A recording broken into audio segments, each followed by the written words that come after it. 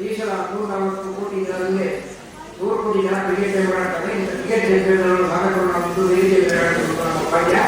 ಇಲ್ಲಿ ಕರ್ನಾಟಕ ಅದೊಂದು ಕಾಲ ಮಹಿಳಾ ಕ್ರಿಕೆಟ್ ಪ್ರಸಿದ್ಧವಾದಂತಹ ಸಮಯದಲ್ಲಿ ಮಹಿಳಾ ಕ್ರಿಕೆಟ್ ಅತ್ಯಂತ ಎತ್ತರಕ್ಕೆ ಕೊಂಡೊಯ್ದು ಕೀರ್ತಿಯಲ್ಲಿ ಬಂದು ನಾಡಿನ ಹೆಸರನ್ನು ಅಂತಾರಾಷ್ಟ್ರೀಯ ಮಟ್ಟಕ್ಕೆ ಕೊಂಡೊಯ್ಯುವ ಬೇರೆ ಪ್ರತಿಭೆಗೆ ಅವರಾಗಿದೆ. ಈ ಮಟ್ಟಿಗೆ ಉಜ್ವಲಿಸಿಕೊಂಡು ಇವರು ಕಾರಣರಾಗಿದ್ದಾರೆ. ಎಂಥ ದೊಡ್ಡ ವಿಚಾರ ಮಾಡಲು ಸಾಧನೆಯನ್ನು ಇವರು ಮಾಡಿದ್ದಾರೆ. ಮಧುಕರ್ ಅವರು ಚಿನ್ನಸ್ವಾಮಿ ಶೆಟ್ಟಿ ನಿರ್ಮಾಣಕ್ಕೆ ತಂದೆ ನಾಗರಾಜ್ ಅವರು ಪ್ರಮುಖ ಪಾತ್ರ ವಹಿಸಿದ್ದಾರೆ. ಇವರು ಸ್ಟೇಡಿಯಂ ನಿರ್ವಹಣೆ ಮಾಡಿದ ರೀತಿ ಎತ್ತರ ಮಟ್ಟಕ್ಕೆ ಇವತ್ತು ಅಂತಾರಾಷ್ಟ್ರೀಯ ಕ್ರೀಡಾ ಮಂಡಳಿಗೆ ಕೊಂಡೊಯ್ಯಲಿಕ್ಕೆ ಸಾಕ್ಷಿಯಾಗಿದೆ. ಇವರ ಕೀರ್ತಿ ತಂದೆಯೂ ಸಲ್ಲಬೇಕಾಗಿದೆ. ತಂದೆಯಾದಿಗೆ ತಂದೆಯವರು ಈಗ ಹೊಸ ಬದಲಾವಣೆ ಕಾರಣವಿದ್ದಾರೆ. ಸೋಮಸುಂದರ್ ಅವರು ಕರ್ನಾಟಕವನ್ನು ಪ್ರತಿಸಿ ಅಂತಹ ದೇಶವನ್ನು ಪ್ರತಿಸಿ ಅಂತಾರಾಷ್ಟ್ರೀಯ ಪ್ರಸಿದ್ಧ ಕ್ರೀಡಾ ಪಡೆದಿದ್ದಾರೆ. ನಂತರ IPL ಭಾಗವಹಿಸಿ ಅಂತಾರಾಷ್ಟ್ರೀಯ ಜನಾಂಗದಲ್ಲಿ ಗಳಿಸಿರುವಂತಹ ವ್ಯಕ್ತಿಯಾಗಿದ್ದಾರೆ. ಇವರು ಕರ್ನಾಟಕ ರಾಜ್ಯ ಕ್ರಿಕೆಟ್ ಸಂಸ್ಥೆ ಉಪಾಧ್ಯಕ್ಷರಾಗಿ ಆಯ್ಕೆಯಾಗಿದ್ದಾರೆ. ಅತ್ಯಂತ ಸರಳ ಸಜ್ಜನಿಕೆಯ ಬಲಿಷ್ಠ ವ್ಯಕ್ತಿತ್ವ ಆದರ್ಶಪ್ರಾಯವಾಗಿದ್ದಾರೆ. ಈ 3 ಜನ ಕ್ರಿಕೆಟರ್ಗಳನ್ನು ನೋಡಿದಂತಹ ಈ ಸಮಯವು ಮರೆಯಲಾಗದಂತಹ ಕ್ಷಣ ಎಂದು ಬೆಳೆಸಿದ್ದೇನೆ. ಮತ್ತು ಇನ್ನು ಇಲ್ಲಿ ಓದಿರುವಂತಹ IPS ಕಾಲೇಜಿನ ಅಧ್ಯಕ್ಷರಾಗಿರುವಂತಹ ಆಲಂಪಳ್ಳಿ ಅವರು ರಜನಿಕಾಂತ್, ಭಾರತರತ್ನ CN ರಾವ್, ಉಪೇಂದ್ರ ಕಲಿಯುವ ಒಂದು ಸಂಸ್ಥೆ ನೀಡಿದೆ. ಬೆಂಗಳೂರಿನ ಅತ್ಯಂತ ಪ್ರಮುಖ ಸಂಸ್ಥೆಯಾಗಿದೆ. ಎಲ್ಲ ಸ್ತರಗಳ ಮುಂದೆ ಇದೇ ವಿದ್ಯಾರ್ಥಿಗಳನ್ನು ಅಚ್ಚುಕಟ್ಟಾಗಿ ಪ್ರೋತ್ಸಾಹ ಅತ್ಯಂತ ಅಪರೂಪದ ಕಾರ್ಯಕ್ರಮ ನೀಡಿದ್ದ ಮುಂದಿನ ಪೀಳಿಗೆಗೆ ಪಾಲ್ಗೊಳ್ಳುತ್ತಾರೆ. APS ಕಾಲೇಜಿನ ಕೀರ್ತಿ ಪಡೆದ ಅತ್ಯಂತ ಹಿತಮಟ್ಟಿಗೆ ಹಾಕಿದ ಇವರು ನಮ್ಮ ಸಂಸ್ಥೆಯ ಅಧ್ಯಕ್ಷರಾಗಿದ್ದಾರೆ.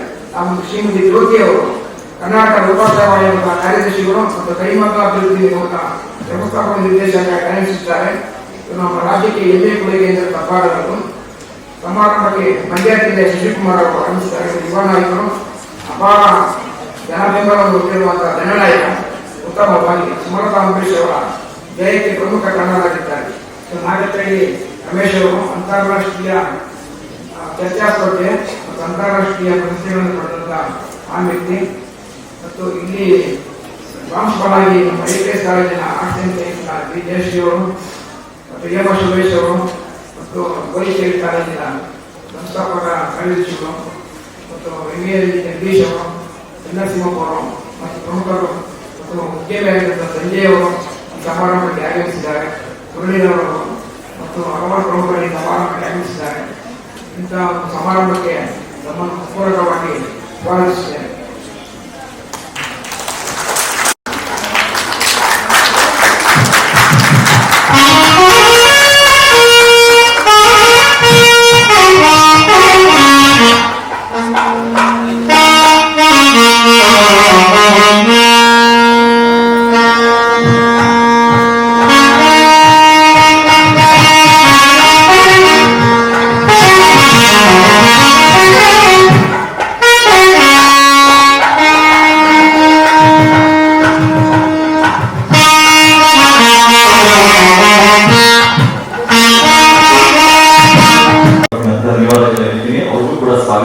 ನಾನು ಅನ್ಕೊಂಡೆ ಇಷ್ಟೊಂದು ಜನ ಸಾಧಕರಿದ್ದಾರೆ ಅಂತ ಹೇಳಿದ್ರೆ ಅವ್ರ ವೆಲ್ಕಮ್ ಸ್ಪೀಚ್ ಸಿಕ್ಕಾಪಟ್ಟೆ ದೊಡ್ಡದಾಗಿರುತ್ತೆ ಅಂತ ಅನ್ಕೊಂಡೆ. So he made it very short. ಯಾಕಂತ ಹೇಳಿದ್ರೆ ನಮ್ಮ ಕೆಲಸ ದೊಡ್ಡದಾಗಿರ್ಬೇಕು ಅಂತ ಹೇಳಿ ನಾನು ಅವ್ರಿಗೆ ಧನ್ಯವಾದಗಳನ್ನ ಹೇಳ್ತಾ ಇದೀಗ ಕಾರ್ಯಕ್ರಮ ಉದ್ಘಾಟಿಸಬೇಕು ಅಂತ ನಾನು ವೇದಿಕೆಯ ಎಲ್ಲ ಗಣ್ಯರನ್ನ ಪ್ರೀತಿಯಿಂದ ಕೇಳ್ಕೊಳ್ತೀನಿ. ನಾನು ನನ್ನ ವತಿಯಿಂದ ಅವರು ಮಾಲಾರ್ಪಣೆ ಮಾಡಿ ಗೌರವಿಸ್ತಾ ಇದ್ದೇನೆ.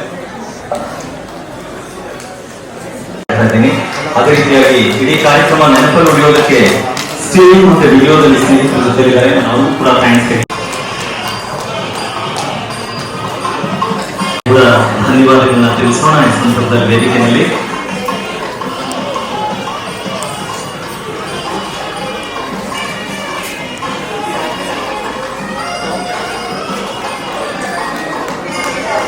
ಹಾಗೆ ಗಿರಿನಗರ ಭಾಗದಲ್ಲಿ ಅತ್ಯಂತ ಜನಪ್ರಿಯವಾದಂತಹ ವ್ಯಕ್ತಿ, ಸಮಾಜ ಸೇವಕರು, ಜೊತೆಗೆ ಶ್ರೀಯುತ ಜಯಸಿಂಹ ಮಾಡುವಂತಹ ಕೆಲಸಗಳಿಗೆಲ್ಲ ಕೂಡ ಜೊತೆಲಿ ನಿಲ್ತಾರೆ.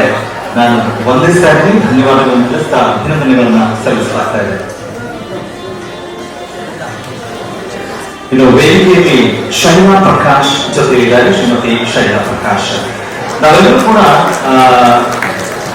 ಅಭಿನಯದ ಮೂಲಕ ಅವರ ಪತ್ನಿಯನ್ನು ನೋಡಿದ್ದೇವೆ. ಶ್ರೀ HP ಪ್ರಕಾಶ್ ಅವರು ಒಬ್ಬ ಜನಪ್ರಿಯವಾದಂತಹ ನಟರಾಗಿದ್ರು. ಇವರು ಸಮಾಜ ಸೇವಕಿಯಾಗಿ ಅಂದ್ರೆ ಆ ಒಂದು ವಿಶೇಷವಾದಂತಹ ಕೆಲಸವನ್ನ ನಿರ್ವಹಿಸುವ ಜೊತೆಗೆ ಸಮಾಜದಲ್ಲಿರುವಂತಹ ಹಲವು ಬೇರುಗಳು, ಅಂಕುಡೊಂಕುಗಳು ಅದನ್ನ ನಿಭಾಯಿಸುವಂತಹ ಕೆಲಸ ಮಾಡ್ತಾ ಬಂದಿದ್ದಾರೆ. ಶ್ರೀಮತಿ ಶೈಲಾ ಪ್ರಕಾಶ್, ನಿಮಗಿದು ಅಭಿನಂದನೆಗಳನ್ನ ತಿಳಿಸ್ತಾ ಇದ್ದೀನಿ ಈ ಸಂದರ್ಭದಲ್ಲಿ.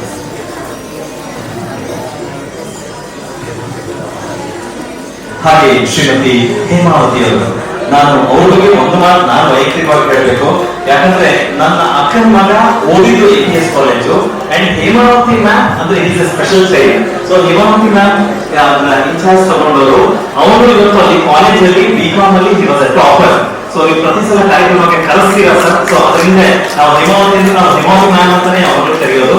ಸೊ ಹೇಮಾವತಿ ಮ್ಯಾಮ್ ನರ್ಮದಾ ಅಲ್ಲಿ ಸ್ಪೆಷಲ್ ಆದಂತ ಡಿಫರೆಂಟ್ಲಿ ಏಬಲ್ಡ್ ಪರ್ಸನಾಲಿಟೀಸ್ ಇರುವಂತ ಒಂದು ವಿಂಗ್ ಇದೆ. ಅದರ ಕೋಆರ್ಡಿನೇಟರ್ ಆಗಿ ಬಹುಶಃ ಅವ್ರು ಮಾಡಿರುವಂತಹ ಶೈಕ್ಷಣಿಕವಾದ ಕೆಲಸ ಆ ಮಕ್ಕಳು ಬೆಳಕಿಗೆ ಬರುವಂತ ಮಾಡುವ ಕೆಲಸ ಇದೆಯಲ್ಲ, ಅದು ಎಷ್ಟು ಹೇಳಿದ್ರು ಕಡಿಮೆ ಅನ್ಸುತ್ತೆ. ಅವರ ಸಾಮಾಜಿಕ ಬದ್ಧತೆ, ನಮಗೆ ಬ್ಲೈಂಡ್ ಮಕ್ಕಳು ಎಕ್ಸಾಮ್ ಬರೀಬೇಕಾದ್ರೆ ಸ್ಕ್ರೈಬ್ ಬೇಕು, ಎಷ್ಟು ಕಷ್ಟ ಇದೆ ಗೊತ್ತಾ. ಯಾಕಂದ್ರೆ ನಾನು ನನ್ನ ಮನೆಯಲ್ಲೇ ನೋಡ್ತಾ ಇದ್ದೀನಿ ಎಷ್ಟು ಕಷ್ಟ ಇರುತ್ತೆ. ಆ ತರ ಸಾವಿರಾರು ಜನ ಮಕ್ಕಳಿಗೆ ಬೆಳಕಾಗಿ ಸ್ಕ್ರೈಬ್ ಅನ್ನು ಒದಗಿಸಿದಂತ ಕೆಲಸ ಕೂಡ ಹೇಮಾವತಿ ಮ್ಯಾಮ್ಗೆ ಸಲ್ಲುತ್ತೆ. ನಾನು ಅದಕ್ಕೆ ನನ್ನ ಪ್ರೀತಿಯಿಂದ ಬಂದಿರ್ತಾ ಇದ್ದೀನಿ. Thank you so much ma'am. ವೈಯಕ್ತಿಕವಾಗಿ ನಿಮಗೆ ಕಂಗ್ರ್ಯಾಚುಲೇಷನ್ಸ್. ಹಾಗೆ ಶ್ರೀ ಪರಿಣಿತಿ ಸೇನಾಪತಿ ಜೊತೆಯಲ್ಲಿದ್ದಾರೆ. ಅತ್ಯಂತ ಹಿರಿಯ ಸೌಂಡ್ ಇಂಜಿನಿಯರ್ ಅನ್ನುವಂತ ಹೆಗ್ಗಳಿಕೆ ಅಂತ ನಾನು ಹೇಳ್ಬೇಕಾಗುತ್ತೆ. ನಾವು ಪಲ್ಲವಿ ಅನುಪಲ್ಲವಿ ಅಂದ್ರೆ ಅನಿಲ್ ಕಪೂರ್ ಮಾಡಿದಂತ ಮೊದಲ ಸಿನಿಮಾ ಹೀರೋ ಆಗಿ ಕನ್ನಡದಲ್ಲಿ, ಅಲ್ಲಿಂದ ಗಮನಿಸಿದಾಗ ಎಲ್ಲ ಸಿನಿಮಾಗಳಿಗೆ ಸೌಂಡ್ ಇಂಜಿನಿಯರ್ ಆಗಿ ಕೆಲಸ ಮಾಡಿದ್ದು ಮಾತ್ರ ಅಲ್ಲದೆ ಅವರು ಪ್ಯಾರ್ ಸಿನಿಮಾಗೆ ಸಂಗೀತ ನಿರ್ದೇಶಕರಾಗಿ ಕೆಲಸ ಮಾಡಿದ್ದಾರೆ. ಅದು ಮತ್ತೂ ವಿಶೇಷ. ಅವರ ಸುದೀರ್ಘವಾದಂತ ಅನುಭವದಲ್ಲಿ ಯಾರ ಜೊತೆ ಕೆಲಸ ಮಾಡಿದ ಅಂತ ಕೇಳಬೇಕು. ಹಂಸಲೇಖ ಅವ್ರನ್ನ ನೆನಪಿಸ್ಕೊಂಡ್ರೆ ಇವರಿಲ್ಲದೆ ಅವ್ರ ಕೆಲಸ ಆಗೋದೇ ಇಲ್ಲ. ಹಾಗಾಗಿ ಪರಮ್ ದೀಕ್ಷಿತ್ ಸೇನಾಪತಿ ಸರ್, ನಿಮಗೆ ಅಭಿನಂದನೆಗಳನ್ನ ತಿಳಿಸ್ತಾ ಇದ್ದೀನಿ. ನಿಮ್ಮ ಸಾಧನೆ ತುಂಬಾ ಇದೆ, ನಾವು ಈ ಸಮಯ ಕಡಿಮೆ, ಹಾಗಾಗಿ ಹೇಳಕ್ ಆಗ್ತಿಲ್ಲ. ಮತ್ತೊಮ್ಮೆ ನಿಮಗೆ ವಂದನೆಗಳನ್ನ ತಿಳಿಸ್ತಾ, ನೀನು ವೇದಿಕೆಯಲ್ಲಿದ್ದಾರೆ Shrimati Ramya NK, founder of Maya Vidyarthi foundation. ಅದರ ರೂಪ ಅಂದ್ರೆ ಸಮಾಜದ ಸ್ವಾಸ್ಥ್ಯವನ್ನು ಕಾಪಾಡುವ ನಿಟ್ಟಿನಲ್ಲಿ ಸಮಾಜಕ್ಕೆ ಬೇಕಾದಂತ ಬದಲಾವಣೆಗಳಿಗೆ ನಾವು ಹೇಗೆ ಪರಿವರ್ತನೆಯನ್ನು ತರೋದಕ್ಕೆ ಸಾಧ್ಯ ಇದೆ, ಹಾಗೆ ಆ ಫೌಂಡೇಶನ್ ಮೂಲಕ ಕೆಲಸ ಮಾಡ್ತಾ ಇದ್ದಾರೆ ಶ್ರೀಮತಿ ರಮ್ಯಾ NK. ಅವರಿಗೆ ವೇದಿಕೆಯಲ್ಲಿ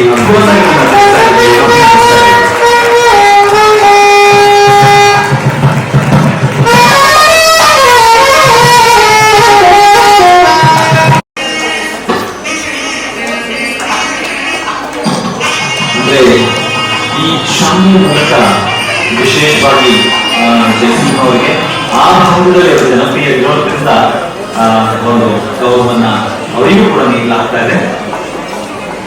ಹಾಗೆ ಆಟಗಾರರಾದಂತ ಸೋಮನ್ ಅಶ್ವತಿ ಕಂಪೂರ್ತಿ ಜೊತೆಯಲ್ಲಿದ್ದಾರೆ. ನಾವು ಕೂಡ ವಂದಿಸ್ತಾ ಇದ್ದೀವಿ ಈ ಸಂದರ್ಭದಲ್ಲಿ.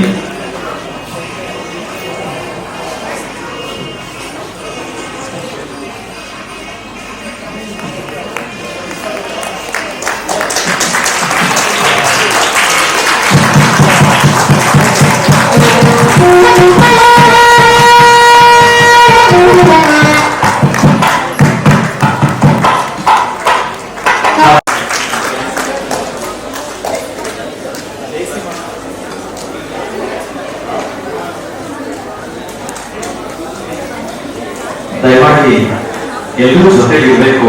ಇನ್ನೊಂದು ಸ್ವಲ್ಪ ಹೊತ್ತು ಅಷ್ಟೇನೆ.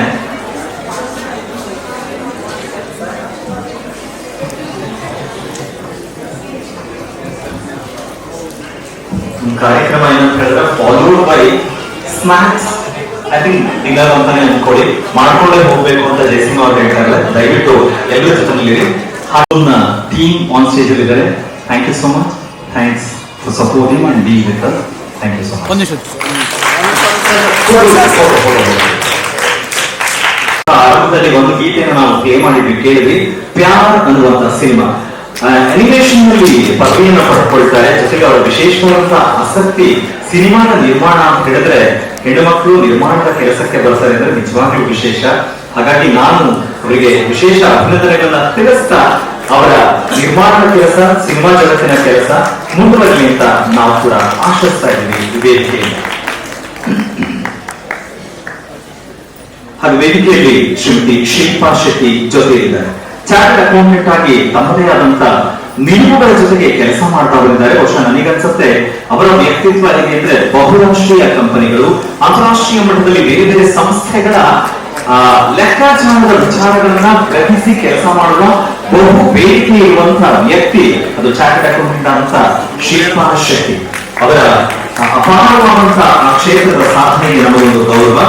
ಹಾಗೆ ವೇದಿಕೆಯಲ್ಲಿ ಭವ್ಯ ಹೆಬ್ಬಾರ್ ಸಂಗೀತ ಕ್ಷೇತ್ರದಲ್ಲಿ ಒಬ್ಬ ಗಾಯಕಿಯಾಗಿ ಗುರುತಿಸಿಕೊಳ್ಳೋದರ ಜೊತೆಗೆ ಒಬ್ಬ ಸಂಘಟಕಿಯಾಗಿ ಕೂಡ ಗುರುತಿಸಿಕೊಂಡಿದ್ದಾರೆ. ಗಾಯಕಿಯಾಗಿ ಹಲವು ದಿಗ್ಗಜರ ಜೊತೆಗೆ ಕೆಲಸ ಮಾಡಿದ್ದಾರೆ. ಜೊತೆಗೆ ಸಿನಿಮಾಗಳು ಅಂತ ಜ್ಞಾಪಿಸಿಕೊಂಡಿದ ತಕ್ಷಣ ಹಲವರ ಜೊತೆ ಕೆಲಸ ಮಾಡಿದ್ದು ಮಾತ್ರವಲ್ಲದೆ ನಾವೆಲ್ಲರೂ ಕೂಡ ಜನಪ್ರಿಯ ಸಿನಿಮಾಗಳು ಒಗ್ಗಿನ ಮನಸ್ಸು ಗೊತ್ತಿದೆ, ಆ ಸಿನಿಮಾವನ್ನು ಹಾಡಿದ್ದಾರೆ. ಯೋಗಿ ಮುಂತಾದ ಸಿನಿಮಾಗಳಲ್ಲಿ ಜೊತೆಗೆ ದಿಗ್ಗಜ ಸಂಗೀತ ನಿರ್ದೇಶಕರ ಜೊತೆಗೆ ಕೂಡ ಕೆಲಸ ಮಾಡಿದ್ದಾರೆ. ಇದು ಭವ್ಯ ಹೆಬ್ಬಾರ್ ಅವರಿಗೆ ಪ್ರೀತಿಯಿಂದ ಅಭಿನಂದನೆಗಳು. ಇನ್ನು ಶ್ರೀಮತಿ ಸೌಮ್ಯ ವೇದಿಕೆಯಿದ್ದಾರೆ. ದೂರದರ್ಶನ ಚಂದನವಾಹಿನಿ ಅಂತ ಹೇಳಿದ್ರೆ HP ಸೌಮ್ಯ ಅಂತ ಹೇಳಿದ್ರೆ ಎಲ್ಲರೂ ಕೂಡ ಚಿರಪರಿಚಿತವಾದ ಮುಖ. ಪ್ರಸಾರ ಭಾರತಿಯ ಮೂಲಕ ಒಂದು ಕಡೆ ಆಕಾಶವಾಣಿ, ಮತ್ತೊಂದು ಕಡೆ ದೂರದರ್ಶನ, ಅಲ್ಲಿಯ ವಾರ್ತಾವಾಚಕ್ಕೆ ಮಾತ್ರವಲ್ಲದೆ ಹಲವಾರು ಕಾರ್ಯಕ್ರಮಗಳನ್ನ ನಿಭಾಯಿಸಿದಂತ ಲೈವ್ ನೇರ ಪ್ರಸಾರದ ಕಾರ್ಯಕ್ರಮಗಳು, ಜೊತೆಗೆ ನಾವು ಪ್ರತಿಮಾನ ನೋಡುವಂತಹ ಮೈಸೂರು ದಸರೆ ಇರ್ಬೋದು, ಆ ತರ ಹಲವಾರು ಕಾರ್ಯಕ್ರಮಗಳನ್ನ ನಿಭಾಯಿಸಿದಂತ ಗೌರವ ಶ್ರೀಮತಿ ಸೌಮ್ಯ ಅವರಿಗೆ ಸಲ್ಲಿಸುತ್ತೇನೆ.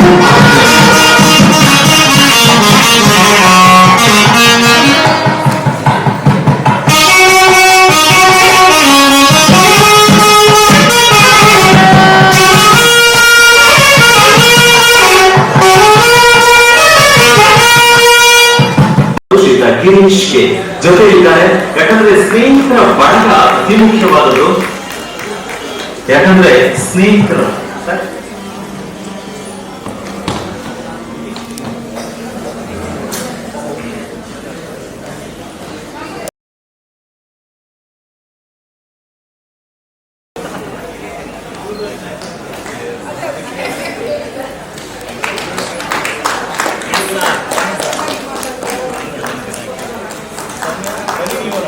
ಕಾರ್ಯಕ್ರಮ ನಿರೂಪಣೆಯಲ್ಲಿ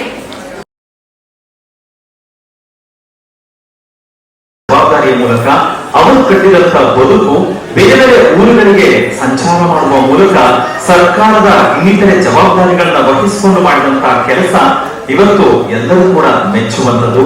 ಡಾಕ್ಟರ್ ಚರಣ್ ನರಸಿಂಹಪ್ಪ ಅವರು ದಯಮಾಡಿ ಗೌರವಿಸಬೇಕು ಅಂತ ನಾನು ಕೇಳ್ಕೊಳ್ತಾ ಇದ್ದೀನಿ. ಕನ್ನಡ ಸಿರಿ ಪ್ರಶಸ್ತಿಯನ್ನ ಕೊಡಮಾಡುವ ಮೂಲಕ ಅಭಿನಂದಿಸಬೇಕು, ವೇದಿಕೆಯಲ್ಲಿ ಗೌರವಿಸಬೇಕು ಅಂತ ನಾನು ಕೇಳ್ಕೊಳ್ತಾ ಇದ್ದೇನೆ.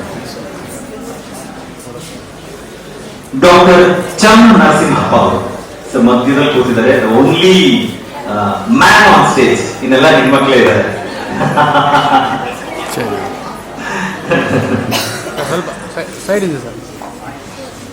ಶಿಕ್ಷಣದ ಮೂಲಕ ಎಲ್ಲ ಕಟ್ಟಿಕೊಡೋದಕ್ಕೆ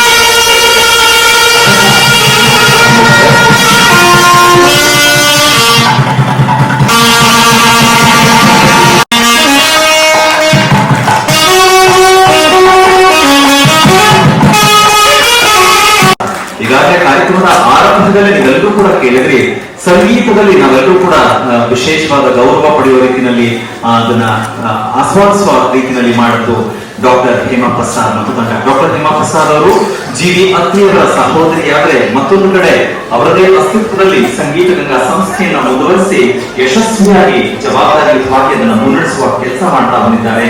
ಎಲ್ಲ ಏರಿಳಿತಗಳನ್ನ ಬದುಕಿನಲ್ಲಿ ಇಟ್ಕೊಂಡು ಅದರ ಮಧ್ಯದಲ್ಲೂ ಕೂಡ ತಮ್ಮ ಸಹೋದರ ಮಾಡಿದಂತಹ ಕೆಲಸಕ್ಕೆ ಸಹೋದರನಿಗೆ ಶಕ್ತಿ ತುಂಬುವಂತಹ ಕೆಲಸ ಮಾಡಿದ್ದು ಅದು ಡಾಕ್ಟರ್ ಹೇಮಾ ಪ್ರಸಾದ್. ಜೊತೆಗೆ ಸಂಗೀತ ನಿರ್ದೇಶಕಿಯಾಗಿ, ಗಾಯಕಿಯಾಗಿ ವಿಶೇಷವಾಗಿ ಪ್ರಶಸ್ತಿ ಸನ್ಮಾನಗಳ ಗೌರವ ಅವರಿಗೆ ಸಿಕ್ಕಿದೆ. ನಾನು ಅಭಿನಂದಿಸ್ತಾ ಇದ್ದೀವಿ ಡಾಕ್ಟರ್ ಹೇಮಾ ಪ್ರಸಾದ್. ಇನ್ನು ಮುಂದೆ ಶ್ರೀ ನಾಗತಿನಿಗೆ ರಮೇಶ್, ಹೆಸರಾಂತ ಕವಿಗಳು, ಬಹುಮುಖ ವ್ಯಕ್ತಿತ್ವದ ಚಿಂತಕರು, ಜೊತೆಗೆ ಸಂಘಟಕರು, ಕಿರುಚಿತ್ರ ನಿರ್ದೇಶಕರು, ರಾಜಕೀಯ ಮತ್ತು ಸಾಮಾಜಿಕ ಕಾರ್ಯಕರ್ತರು, ಹಾಗೆ ವೆರಿ ಸ್ಪೆಷಲ್ ಅಂತ ಹೇಳಿದ್ರೆ ಕೃಷಿಕರು ಕೂಡ ಹೌದು. ಅಂದ್ರೆ ಇಷ್ಟೆಲ್ಲ ಬದುಕನ್ನ ಕಟ್ಕೊಂಡವರು ಕೃಷಿಯಲ್ಲೂ ಕೂಡ ತೊಡಗಿಸಿಕೊಂಡಿದ್ದಾರೆ. ಶ್ರೀ ನಾಗತಿಹಳ್ಳಿ ರಮೇಶ್ ಅವರು ವಿಜ್ಞಾನದ ವಿದ್ಯಾರ್ಥಿಯಾಗಿ ಕಾನೂನು ಪದವಿಯನ್ನು ಪಡೆದು ಹಲವು ರೀತಿಯಲ್ಲಿ ಬದುಕನ್ನು ರೂಪಿಸಿಕೊಂಡು ಒಂದು ಕಡೆ ಮಾಧ್ಯಮ, ಇನ್ನೊಂದು ಕಡೆ ಬರವಣಿಗೆ, ಇನ್ನೊಂದು ಕಡೆ ಸಾಮಾಜಿಕ ಮೌಲ್ಯ, ಹೀಗೆ ಎಲ್ಲವನ್ನೂ ಕೂಡ ಜೊತೆಗಿಟ್ಕೊಂಡು ನಿರಂತರವಾಗಿ ಕೆಲಸ ಮಾಡ್ತಾ ಬಂದಿದ್ದಾರೆ. ಅದಕ್ಕೆ ನಾವು ಪ್ರೀತಿಯಿಂದ ವಂದನೆಗಳನ್ನು ತಿಳಿಸ್ತಾ ಇದ್ದೀವಿ, ವೇದಿಕೆಯಲ್ಲಿ ಅಭಿವರ್ಧಿಸ್ತಾ ಇದ್ದೀವಿ ಅವರಿಗೆ.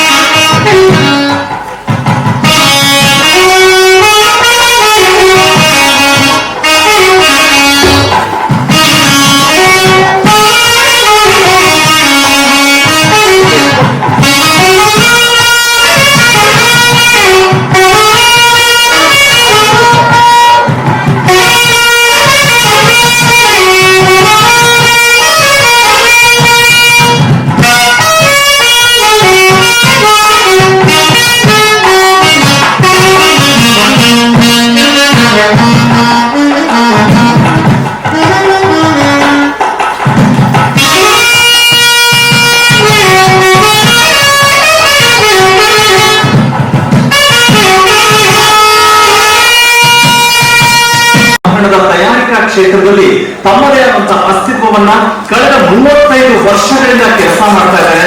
ಆ ಕೆಲಸಕ್ಕೆ ಈ ಒಂದು ಪ್ರೀತಿಯ ಗೌರವ, ಉದ್ಯಮಿಯಾಗಿ ಕೆಲಸ ಮಾಡ್ತಾ ತಮ್ಮದೇ ಅಸ್ತಿತ್ವ, ಮೂಲತಃ ಗೋಕರ್ಣದವರು ಕೂಡ ಬೆಂಗಳೂರಿನಲ್ಲಿ ಬದುಕು ಕಟ್ಕೊಂಡಿದ್ದಾರೆ. ಶ್ರೀ ಸಂಜಯ್ ಬಿ ದೇವಗ್ನ ನಮ್ಮ ಅಭಿನಂದನೆಗಳನ್ನ ತಿಳಿಸ್ತಾ ಇದ್ದಾರೆ.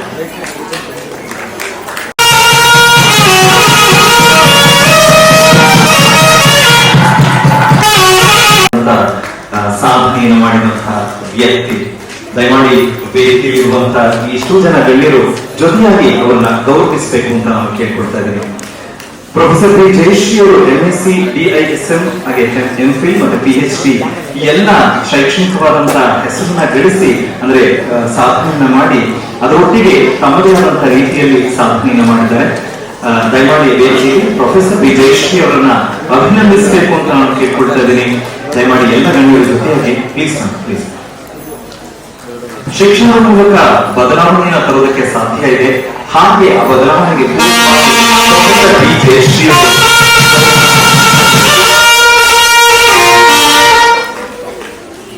ಶಿಕ್ಷಣ ಕ್ಷೇತ್ರಕ್ಕೆ ಮಹತ್ವ ಅಂತ ಹೇಳಿದ್ರೆ ಪ್ರಾಂಶುಪಾಲರಾದಾಗ ಜವಾಬ್ದಾರಿಗಳು ಬೇರೆ ರೀತಿಯಾಗಿರುತ್ತೆ.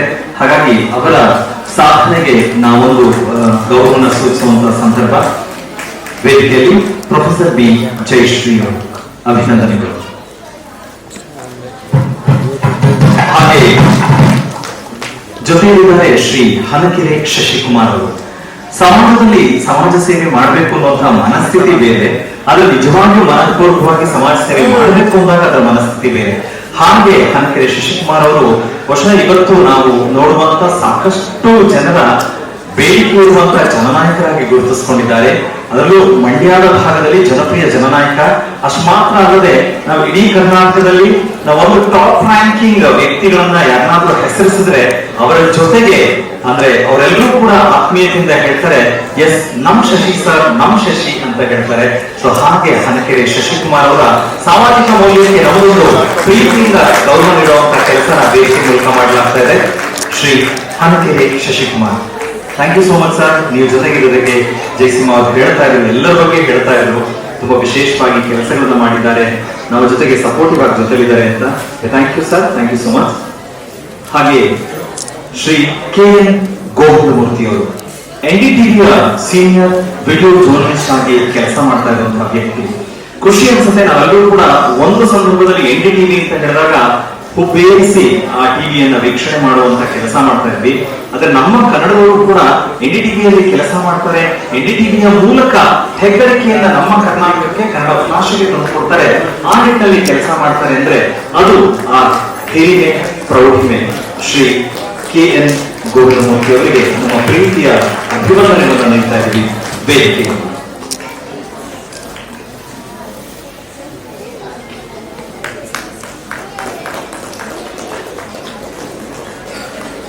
ಹಾಗೆ ವೇದಿಕೆಯಲ್ಲಿ ಜೊತೆಗಿದ್ದಾರೆ ಶ್ರೀ MS ಗುಣಶೀಲನ್. ಪ್ರಸಾರ ಭಾರತಿ, ಅದು ದೂರದರ್ಶನ, ಆಕಾಶವಾಣಿ ಎರಡರಲ್ಲೂ ಕೂಡ ಸಮರ್ಥವಾಗಿ ಕಾರ್ಯವನ್ನು ನಿರ್ವಹಿಸುವುದರ ಜೊತೆಗೆ ದೂರದರ್ಶನ ಹೇಗೆ ಸಮೀಪ ದರ್ಶನವನ್ನು ಮಾಡೋದಕ್ಕೆ ಎಷ್ಟೊಂದು ಜನ ಅಧಿಕಾರಿಗಳು, ಕಾರ್ಯಕ್ರಮಗಳ ನಿರ್ಮಾಪಕರು ಅತ್ಯಂತ ಪ್ರೀತಿಯಿಂದ ಕೆಲಸ ಮಾಡಿ ಅದಕ್ಕೆ ಹೊಸ ರೂಪ ನೀಡಿದ್ದಾರೆ, ಹೊಸ ರೀತಿಯ ಬದಲಾವಣೆ ತಂದಿದ್ದಾರೆ ಅಂತ ಹೇಳಿದ್ರೆ ಅದರಲ್ಲಿ ಶ್ರೀ MS ಗುಣಶೀಲನ್ ಕೂಡ ಪ್ರಮುಖ ಆಗ್ತಾರೆ. ಜೊತೆಗೆ ಹಲವಾರು ಆಸಕ್ತರು ಮಾಧ್ಯಮಕ್ಕೆ ಬರಬೇಕು ಅಂತ ಹೇಳಿದ್ರೆ ಶಿಕ್ಷಣ ಸಂಸ್ಥೆಯನ್ನ ಕೂಡ ಸ್ಥಾಪನೆ ಮಾಡಿ ನಿವೃತ್ತಿಯ ನಂತರ ಆ ಸಂಸ್ಥೆಯ ಮೂಲಕ ಕೂಡ ಸಾಕಷ್ಟು ಜನರು ಬೆಳೆಯುವುದಕ್ಕೆ ನೆರವಾಗಿದ್ದಾರೆ, ಮಾಧ್ಯಮಕ್ಕೆ ಅವರು ಬರುವಂತೆ ಮಾಡಿದ್ದಾರೆ. ಶ್ರೀ MS ಗುಣಶೀಲನ್ ಅವರಿಗೆ ನಮ್ಮ ಪ್ರೀತಿಯ ವಂದನೆಗಳನ್ನ, ಅಭಿನಂದನೆಗಳನ್ನ ತಿಳಿಸ್ತಾ ಇದ್ದಾರೆ. ಇನ್ನು ವೇದಿಕೆಯಲ್ಲಿದ್ದಾರೆ ಶ್ರೀ ಮುರಳೀಧರನ್. ಮಾಧ್ಯಮ ಅಂತ ಹೇಳಿದಾಗ ನಾವು ನೋಡೋ ರೀತಿ ಬೇರೆ, ಆದ್ರೆ ಇವರು ಮಾಧ್ಯಮವನ್ನ ಬಳಸ್ಕೊಂಡಂತ ರೀತಿಯೇ ಬೇರೆಯಾಗಿದೆ. ಅಂದ್ರೆ ಅವರು ವೈಯಕ್ತಿಕವಾಗಿ ಅದ್ಭುತವಾದಂತ ಮೃದಂಗ ಕಲಾವಿದರು ಕೂಡ ಹೌದು. ಅಂದ್ರೆ ಆಕಾಶವಾಣಿಯ ಮಾನ್ಯತೆ ಪಡೆದವರು, ಜೊತೆಗೆ ಕಾರ್ಪೊರೇಟ್ ವರ್ಲ್ಡ್ ಅಂದ್ರೆ ಆ ಪ್ರಪಂಚದಲ್ಲಿ ತಮ್ಮದೇ ಆದಂತಹ ಗುರುತಿಸುವಿಕೆಯನ್ನು ಮಾಡ್ಕೊಂಡಿದ್ದಾರೆ. ನಾವಿವತ್ತು ದೊಡ್ಡ ದೊಡ್ಡ ಮಟ್ಟದಲ್ಲಿ ಪೊಲಿಟಿಕಲ್ ಅಂದ್ರೆ ರಾಜಕೀಯವಾದಂತಹ ರ್ಯಾಲಿಗಳನ್ನ ಗಮನಿಸ್ತೇವೆ, ರಾಜಕೀಯವಾದಂತಹ ಕಾರ್ಯಕ್ರಮಗಳನ್ನ ಕೊಡ್ತೇವೆ. ಅದು ಲಕ್ಷಗಟ್ಟಲೆ ಅಲ್ಲ, ಕೋಟಿಗಟ್ಟಲೆ ಜನಕ್ಕೆ ತಲುಪಬೇಕು ಅಂತ ಹೇಳಿದ್ರೆ ಆ ಕಾರ್ಯಕ್ರಮವನ್ನ ದೊಡ್ಡ ಮಟ್ಟದಲ್ಲಿ ಲೈವ್ ತಲುಪಿಸುವಂತ ಕೆಲಸ ಮಾಡ್ತಾರೆ ಅಂತ ಹೇಳಿದ್ರೆ ಅದರ ಹಿಂದಿನ ಶಕ್ತಿ ಬಹುತೇಕ ಇವತ್ತು ನಮ್ಮ ಬರೀ ರಾಜ್ಯ ಅಲ್ಲ, ರಾಷ್ಟ್ರ ಮಟ್ಟದಲ್ಲಿ ಎಲ್ಲ ರಾಜಕೀಯ ವ್ಯಕ್ತಿಗಳಿಗೆ ಅತ್ಯಂತ ಬೇಡಿಕೆಯ ವ್ಯಕ್ತಿಯಾಗಿದ್ದಾರೆ ಶ್ರೀಯುತ ಮುರಳೀಧರನ್ ಅವರು. ಅಂದ್ರೆ ಅವರ ಲೆಕ್ಕದಲ್ಲಿ ಲೈವ್ ಸ್ಟ್ರೀಮಿಂಗ್ ಗಳು ಮಾಡಿದಂತ ಹೇಳಿದ್ರೆ ಒಂದು ಅಂದಾಜಿನ ಪ್ರಕಾರ 3,500ಕ್ಕೂ ಹೆಚ್ಚು ಇವೆಂಟ್ ಗಳನ್ನ ಕಳೆದ 8 ವರ್ಷಗಳಲ್ಲಿ ಮಾಡ್ತಾರೆ. ಹಾಗಾಗಿ ನಾನು ಮತ್ತೊಮ್ಮೆ ವೇದಿಕೆಯಲ್ಲಿ ಶ್ರೀ ಮುರಳೀಧರನ್ ಅವರಿಗೆ ಅಭಿನಂದನೆಗಳನ್ನು ತಿಳಿಸ್ತಾ ಇದ್ದೀವಿ. ಎಲ್ಲರೂ ಸೇರಿ ಈ 5 ಜನರಿಗೆ ಚಪ್ಪಾಳೆಗಳನ್ನು ನೀಡೋಣ, ಅಭಿನಂದಿಸೋಣ. ಅವರ ಕ್ಷೇತ್ರದ ವ್ಯವಸ್ಥಾಪಕ ಸಮಿತಿಯ ಮಾಜಿ ಸದಸ್ಯರಾಗಿ ಕೆಲಸ ಮಾಡಿದವರು, ಅದಲ್ಲದೆ 50 ವರ್ಷಗಳಿಗೂ ಹೆಚ್ಚು ಕಾಲದ ಪ್ರತಿಷ್ಠಿತವಾದಂತಹ ಡೆಕ್ಕನ್ ಯುನೈಟೆಡ್ ಕ್ರಿಕೆಟ್ ಕ್ಲಬ್ ನ ಗೌರವಾನ್ವಿತ ಕಾರ್ಯದರ್ಶಿಯಾಗಿ ಕೆಲಸ ಮಾಡಿದ್ದು, ಜೊತೆಗೆ ಎಕ್ಸ್ಲೈಸರ್ ಟ್ರಾವೆಲ್ಸ್ ನ ನಿರ್ದೇಶಕರಾಗಿ ಕೆಲಸ ಮಾಡ್ತಾರೆ. ಜೊತೆಗೆ ಬೆಂಗಳೂರು ಪ್ರೆಸ್ ಕ್ಲಬ್ ನ ಸದಸ್ಯರಾಗಿ ಕೂಡ ಕಾರ್ಯ ನಿರ್ವಹಿಸ್ತಾ ಇದ್ದಾರೆ. ಬಹುಶಃ ಕ್ರಿಕೆಟ್ ಅಂದಾಗ ನಾನು ಆಗ್ಲೇ ಹೇಳಿದಾಗೆ ಹಣಕಾಸಿನ ವ್ಯವಸ್ಥೆಗಳನ್ನ ನಿಭಾಯಿಸೋದು ಅಂತ ಹೇಳಿದ್ರೆ it's not A easy task, but ಅದನ್ನ ಸಮರ್ಥವಾಗಿ ನಿಭಾಯಿಸ್ತಾ ಇದ್ದಾರೆ ಎನ್ನುವಂತ ಅವರ ವಿಶೇಷವಾದಂತಹ ಹೆಸರು ಕೂಡ ಇದೆ. ವೇದಿಕೆಯಲ್ಲಿ BN ಮಧುಕರ್ ಪ್ರೀತಿಯಿಂದ ವಂದಿಸ್ತಾ ಇದ್ದೀವಿ. ಕನ್ನಡ ಸಿರಿ ಗೌರವ ನೀಡಿ ಅಭಿನಂದನೆಗಳು. ಬ್ಯಾಂಗ್ಳೂರ್ ಹೆಲ್ತ್ ಅಕಾಡೆಮಿ ವತಿಯಿಂದ.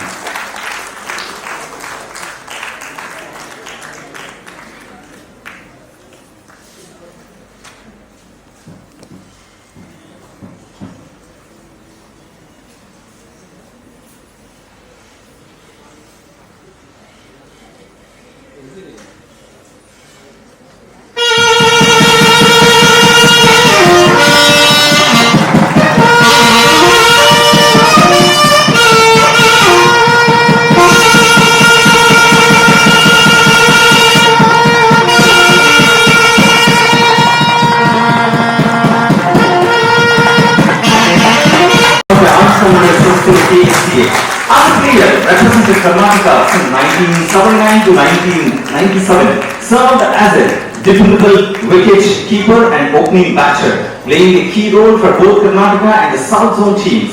As a player, represented South Zone and India 1986 to 1993, excelled as a wicket keeper and middle order batter, contributing significantly to India's success on the international stage. Notable achievement: World Cup record holder, 6 dismissals against Denmark in the 1993 Women's World Cup, and in 2006 India youth team coach led the national to aspire on an international tour to Pakistan, shaping the next generation of Indian women cricketers. Karnataka team coach since 2011 to 2016, guided and mentored emerging talents, contributing to the growth of women's cricket in the state. South Zone coach 2019, presented leading and developing regional talent, fostering competitive excellence across South Zone women's cricket.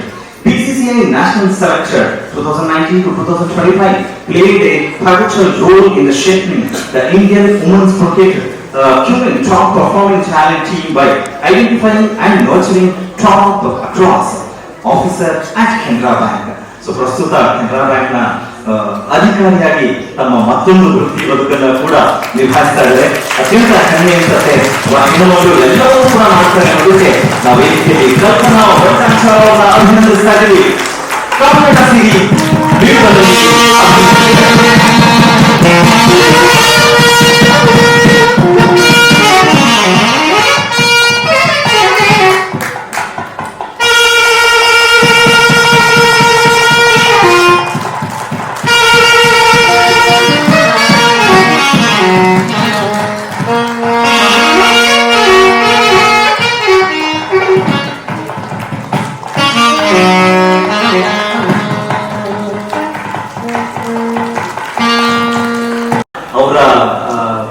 ಮ್ಯಾನ್ರಿಸಮ್ ಬೇರೆ ಇರುತ್ತೆ, ಸಿಕ್ಕಾಪಟ್ಟೆ ಖಡಕ್ ಆ ಥರದ್ದೆಲ್ಲ ಅನ್ಸುತ್ತೆ. But ನಾನು ma'am ಅವಾಗಿಂದ ಗಮನಿಸಿದಾಗ ನನಗೆ ಆ ಥರ ಅನ್ನಿಸ್ಲೇ ಇಲ್ಲ. ಸೊ ವೆರಿ ಕಂಫರ್ಟ್ ಫೀಲ್ ಅನಿಸ್ತಾ ಇದೆ ma'am.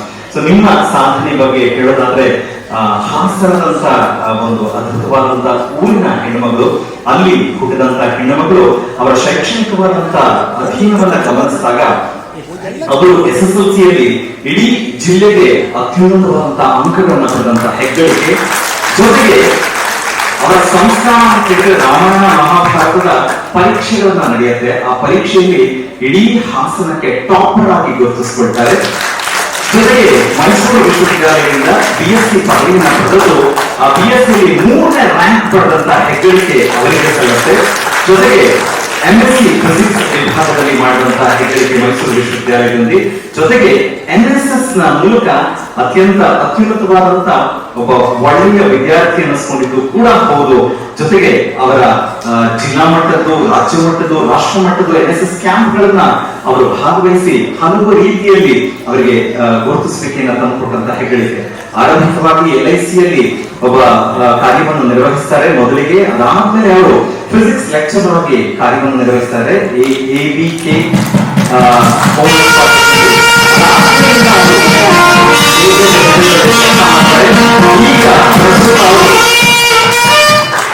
Commissioner for Textile Development and Director of Handlooms and Textiles Department. So IAS ಅಧಿಕಾರಿಯೊಬ್ಬರು ನಮಗೆ ಕನ್ನಡದವರು ಸಿಗ್ತಾರೆ ಅಂತ ಹೇಳಿದಾಗ ಜೊತೆಗೆ ಲೀಡರ್ಶಿಪ್ ಕೋಚ್ ಆಗಿ KSCA ಉಪಾಧ್ಯಕ್ಷರಾಗಿ ಕೂಡ ಕೆಲಸ ಮಾಡ್ತಾ ಇದ್ದಾರೆ. Sujit Somsundar is a former Indian cricketer and distinguished leader in cricket administration, coach education and highly preference leadership. With a rare blend of allied playing experience, national level cricket education leadership and corporate learning expertise, he has made enduring contributions to the development of cricket and leadership in India.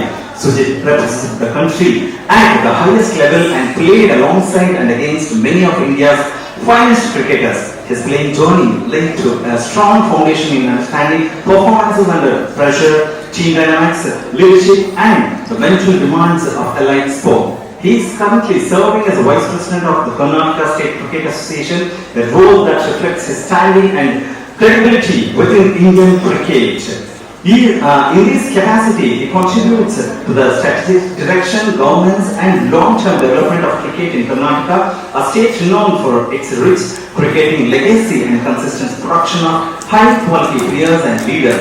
At the national level, Sujit has served as the head of education at the Center of Excellence of the Board Control for Cricket in India. In this role, he was instrumental in shaping and strengthening the cricket education ecosystem in India. His work involved designing and leading coach education frameworks, developing structured certification pathways from grassroots to high performance, and integrated leadership, decision making, mental skills, emotional intelligence, and ethical coaching practices into. We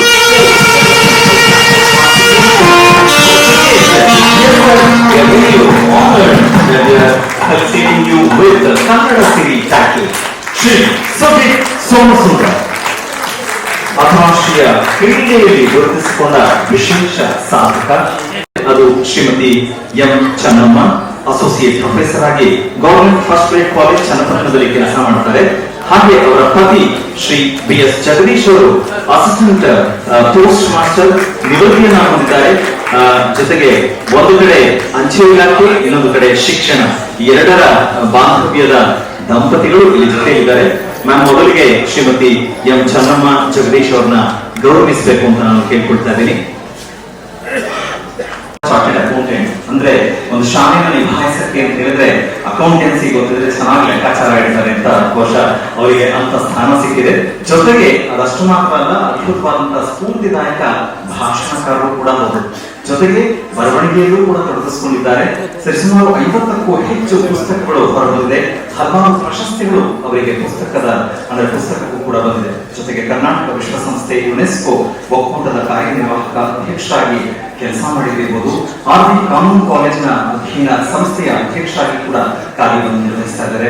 ಅವರ ವಿಸ್ಮರಣೀಯ ಶೈಕ್ಷಣಿಕ, ಬರಹ, ಹಲವು ರೀತಿಯ ಸಾಮಾಜಿಕ ಕಳಕಳಿಯ ಕೆಲಸಕ್ಕೆ ವೇದಿಕೆಯಲ್ಲಿ ಅತ್ಯಂತ ಗೌರವದಿಂದ ಗೌರವಿಸಲಾಗುತ್ತದೆ.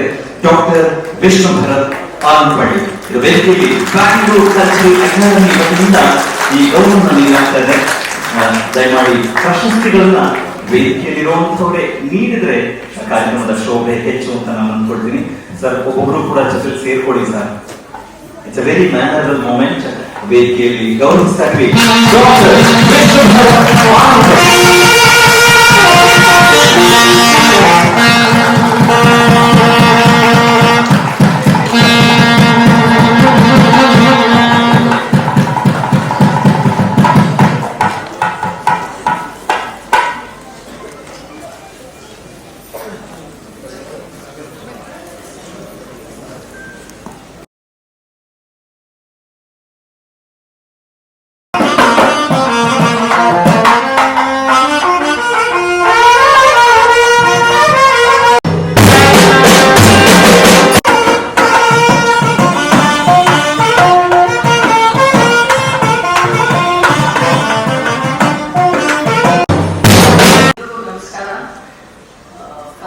ನಾನು ಜಯಸಿಂಹ ಅವ್ರಿಗೆ ಥ್ಯಾಂಕ್ ಮಾಡ್ತೀನಿ. ನನಗೆ ಕರೆದು ಈ ಪ್ರಶಸ್ತಿ ಕೊಡೋಕ್ಕೆ ನನಗೆ ಅರ್ಹತೆ ಇದೆಯೋ ಇದೆಯೋ ಗೊತ್ತಿಲ್ಲ, ಅಂತೂ ಪ್ರಶಸ್ತಿ ಅಂತೂ ಕೊಟ್ಟಿದ್ದಾರೆ ಇವರು. ಮತ್ತೆ ನನಗೆ ಇನ್ನೊಂದೇನು ಅಂದರೆ, ಇವಾಗ ಇವ್ರು ಕೇಳಿದ್ರು ನಾವು ಸೌಟ್ ಹಿಡಿದಿದ್ದೀವ ಇದಂತ. ಕ್ರಿಕೆಟ್ ಆಡಿದ್ರೆ ಎಲ್ಲ ಹಿಡಿಬೇಕಾಗತ್ತೆ, ಬ್ಯಾಟ್ ಹಿಡಿಬೇಕಾಗತ್ತೆ, ಸೌಟ್ ಹಿಡಿಬೇಕಾಗುತ್ತೆ. ಸುಜಿತ್ತು ನನಗೆ ಹೇಳ್ತಾರೆ, ಒಂದು ಅವರು ನಾನು ವ್ಯೂನ ಎಂಡೋಸ್ ಮಾಡ್ತಾರೆ ಈ ವಿಷಯದಲ್ಲಿ. ಯಾಕಂದ್ರೆ ನಾವೇ ಎಲ್ಲ ಕೆಲಸನೂ ಮಾಡ್ಕೋಬೇಕಾಗತ್ತೆ. ನಮ್ಗೆ ಯಾರು ಅವ್ರು ಬಂದು ಸೌಟ್ ಹಿಡಿಯೋದು, ಊಟ ಮಾಡಿಸೋದು ಅದೆಲ್ಲ ಏನಿಲ್ಲ. ಸೊ ಈ ಥರ ನನಗೆ ನೀವು ಹೇಳಿದ್ದಕ್ಕೆ ನಾನು ಉತ್ತರ ಕೊಟ್ಟಿದ್ದೀನಿ ಸರ್. ಸೌಟು ಹಿಡಿತೀನಿ, ಬ್ಯಾಟು ಹಿಡಿತೀನಿ, ಪರ್ಕೆನೂ ಹಿಡಿತೀನಿ, ಬಟ್ಟೆ ಎಲ್ಲ ನಮ್ಮ ಕೆಲಸ ನಮ್ಮನ್ನೇ ಮಾಡ್ಕೊಳ್ಬೇಕು.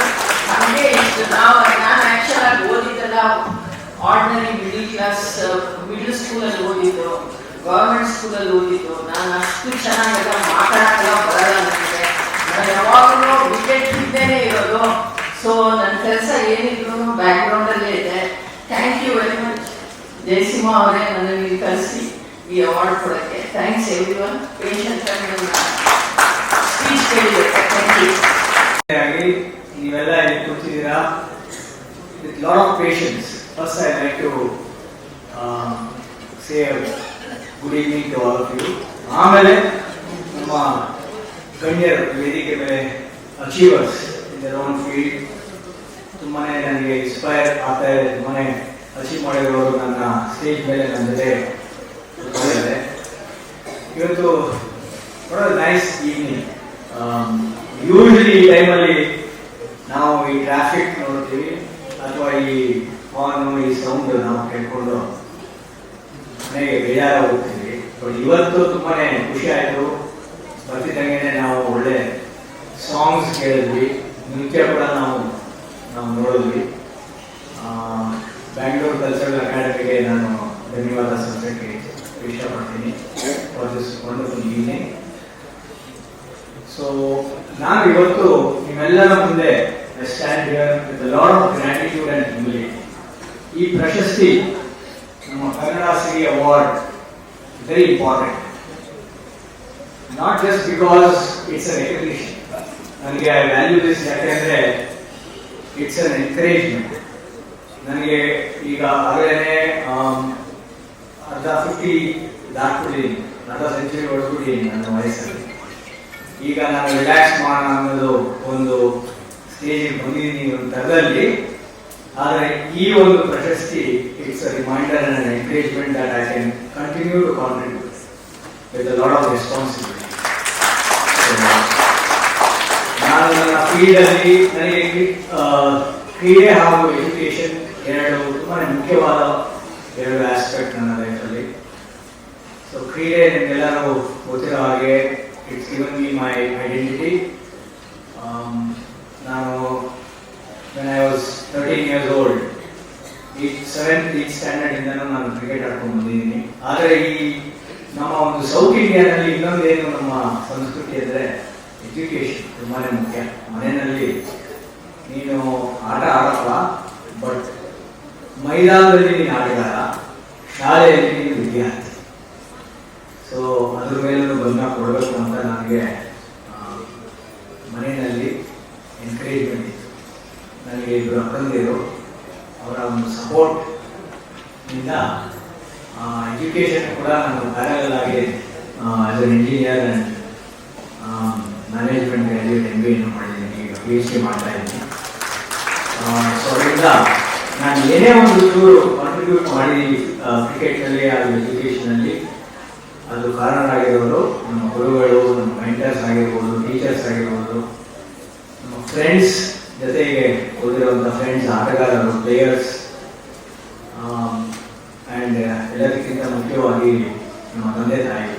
So constant support and inspiration ಇಂದ ಈ award it belongs to them as much as it belongs to me.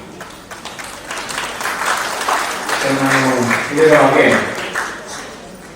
ಈಗ ಈ ಅವಾರ್ಡ್ ಕೊಟ್ಟು ನಮಗೆ ಈ ಅಕಾಡೆಮಿ, ಬ್ಯಾಂಗ್ಳೂರ್ ಕಲ್ಚರಲ್ ಅಕಾಡೆಮಿ ಏನು ಹೇಳ್ತಾರೆ ಅಂದರೆ, ಸುಮ್ಮನೆ ಕೂತ್ಕೋಬೇಡಿ, ಇನ್ನೂ ಹೆಚ್ಚು ನೀವು ಕಾಂಟ್ರಿಬ್ಯೂಟ್ ಮಾಡಬೇಕು ಅಂತ ಒಂದು ರಿಮೈಂಡರ್.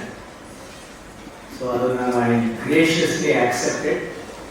ಈಗ ನಾನು BCCIನಲ್ಲಿ ಕೆಲಸ ಮಾಡ್ತಾ ಇದ್ದೇನೆ, ಎಜುಕೇಷನ್ ಎಲ್ಲ ಒಂದು 30+37 ಸ್ಟೇಟ್ ಅಸೋಸಿಯೇಷನ್ಸ್, ಅದು BCCIಗೆ ಅಫಿಲಿಯೇಟ್ ಆಗಿರುವಂಥ ಅಸೋಸಿಯೇಷನ್ಸ್ಗೆ ನಾನು ಕೆಲಸ ಮಾಡಿದೆ, ಸಪೋರ್ಟ್ ಮಾಡ್ತಾ ಇದ್ದೆ. ಆದರೆ ಈಗ ನಮ್ಮ own Karnataka association it's gave me everything. ಒಂದು ಅವಕಾಶ ಸಿಕ್ತು, ನಮ್ಮ ಅಸೋಸಿಯೇಷನ್ಗೆ ಮಾತ್ರ ನಾನು ಕೆಲಸ ಮಾಡೋ ಒಂದು ಅವಕಾಶ. ನನ್ನ ಕೆಲಸ ನಾನು ಬಿಟ್ಟು ಇಲ್ಲಿ ನನ್ನ ಬಾಕಿ ಟೈಮ್ ಏನಿದೆಯೋ I dedicated to my state, ನಮ್ಮ ಕರ್ನಾಟಕ ರಾಜ್ಯಕ್ಕೆ ನಾನು ಕಾಂಟ್ರಿಬ್ಯೂಟ್ ಮಾಡೋಣ ಅಂತ ಒಂದು ದೊಡ್ಡ ಡಿಸಿಷನ್ ತಗೊಂಡು ನಾನು ಬಂದಿದ್ದೀನಿ. ಅದೇ ಥರ ನಮ್ಮ ಮೆಂಬರ್ಸ್ ನನಗೆ ಎಲೆಕ್ಷನ್ನಲ್ಲಿ ಗೆಲ್ಲಿಸಿದ್ದಾರೆ. ನಮಗೊಂದು ಒಳ್ಳೆಯ ಟೀಮ್ ಇದೆ. So we are continuing to focus on developing Karnataka state cricket. All round development ತುಂಬಾ ಮುಖ್ಯ. ಇಲ್ಲಿ ಬಹಳ ಯಂಗ್ಸ್ಟರ್ಸ್ ಇದ್ದಾರೆ. ಇಲ್ಲಿ ನಾನು ಏನು ಹೇಳಬೇಕು ಅಂತ ಇಷ್ಟಪಡ್ತೀನಿ ಅಂದರೆ, ನಿಮಗೆ ನಿಮ್ಮ ಫ್ಯೂಚರ್ ತುಂಬಾನೇ ಬಹಳ ಆಪರ್ಚುನಿಟೀಸ್ ಇದೆ. ನಿಮಗೆ ನೀವು ಫೇಲ್ಯೂರ್ಸ್ನ ಒಂದು ಪಾಠ ಅಂತ ತಿಳ್ಕೊಂಡು ಬಿಗ್ ಗೋಲ್ಸ್ನ ನೀವು ಚಾಲೆಂಜ್ ಆಗಿ ತಗೋಬಹುದು. ನೀವು ಸಣ್ಣ ಗೋಲ್ಸ್ನ ನಾನು ಅಚೀವ್ ಮಾಡ್ತೀನಿ ಅಂತಂದ್ರೆ ಡೆಫಿನೆಟ್ ಆಗಿ ನೀವು ಸಕ್ಸಸ್ ಸಿಗುತ್ತೆ ನಿಮಗೆ. ಆದರೆ ನೀವು ಹೆಚ್ಚಿನ ಒಂದು ಕಷ್ಟದ ಒಂದು ಗುರಿಯನ್ನು ನೀವು if you take it up, failures ಸಹಜ. So failures are nothing but an opportunity to learn. So ಅದನ್ನ ನೀವು ಡಿಸ್ಕರೇಜ್ಮೆಂಟ್ ಮಾಡ್ಕೊಳ್ಳಿ, ಡಿಸ್ಕರೇಜ್ ಆಗಬೇಡಿ. ಅದನ್ನ ಒಂದು ಲರ್ನಿಂಗ್ ಆಪರ್ಚುನಿಟಿ ತಗೊಂಡು ಡೆವಲಪ್ ಮಾಡ್ಕೊಳ್ಳಿ. ಇನ್ನೊಂದು ಏನು ಅಂದ್ರೆ, ಎಲ್ಲರೂ ನಮಗೆ ವ್ಯಾಲ್ಯೂ ಮಾಡಲಿ, ರೆಸ್ಪೆಕ್ಟ್ ಮಾಡಲಿ ಅಂತ ಎಲ್ಲರೂ ನಮ್ಮ ಹ್ಯೂಮನ್ ಬೀಯಿಂಗ್ ಅದೇ ಒಂದು ಗುರಿ. ನಿಮ್ನೆಲ್ಲರೂ ನೀವು ವ್ಯಾಲ್ಯೂ ಮಾಡಬೇಕು ಅಂದ್ರೆ ನೀವು ಏನ್ ಕಾಂಟ್ರಿಬ್ಯೂಟ್ ಮಾಡ್ತೀರಾ ಅದರಿಂದಾನೇ ನಿಮ್ಮ ವ್ಯಾಲ್ಯೂ. ಈಗ ನಾವು ಏನಾರ ಒಂದು ಅಂಗಡಿಗೆ ಹೋಗಿ ಏನಾರ ಒಂದು ಪರ್ಚೇಸ್ ಮಾಡಬೇಕು ಅಂದ್ರೆ ಅದು ನಮ್ಗೆ ಯಾವ ತರ ಯೂಸ್ಫುಲ್, ಎಷ್ಟು ಯೂಸ್ಫುಲ್ನೆಸ್ ಇದೆ ಅದು, ಅದಕ್ಕೆ ಆ ಬೆಲೆ ಬರುತ್ತೆ. ಸೊ ನೀವು ಈ ಒಂದು ಸಣ್ಣ ವಯಸ್ಸಲ್ಲಿ ಖಂಡಿತವಾಗ್ಲೂ ನಿಮ್ಮ ಒಂದು ವ್ಯಕ್ತಿತ್ವವನ್ನು ನೀವು ಬೆಳೆಸ್ಕೊಳ್ಳಿ, ಅಚೀವ್ ಮಾಡ್ಕೊಳ್ಳಿ. ಆದರೆ ಕೊನೆಗೆ ಅದು ಬೇರೆಯವ್ರಿಗೆ, ನಿಮ್ಮ ಕಮ್ಯುನಿಟಿ, ಸ್ಮಾಲ್ ಫ್ಯಾಮಿಲಿನೇ ಆಗಿರ್ಬೋದು, ಒಂದು ಸ್ಮಾಲ್ ಗ್ರೂಪ್ ಆಫ್ ಫ್ರೆಂಡ್ಸ್ ಆಗಿರ್ಬೋದು, ಆಮೇಲೆ ಮುಂದಕ್ಕೆ ಹೋಗಿ ನೀವು ಒಂದು ಆರ್ಗನೈಸೇಷನ್ ಕೆಲಸ ಮಾಡ್ಬೋದು. ನಿಮ್ಮ ಟೀಮಲ್ಲಿ ಯಾವ ತರ ನಾನು ನಮ್ಮ ಒಂದು ಕಮ್ಯುನಿಟಿಗೆ ಕಾಂಟ್ರಿಬ್ಯೂಟ್ ಮಾಡ್ತೀನಿ, how valuable M I, how useful M I for people around me, ಅದರಿಂದ ನಿಮಗೆ ಬೆಲೆ ಸಿಗುತ್ತೆ.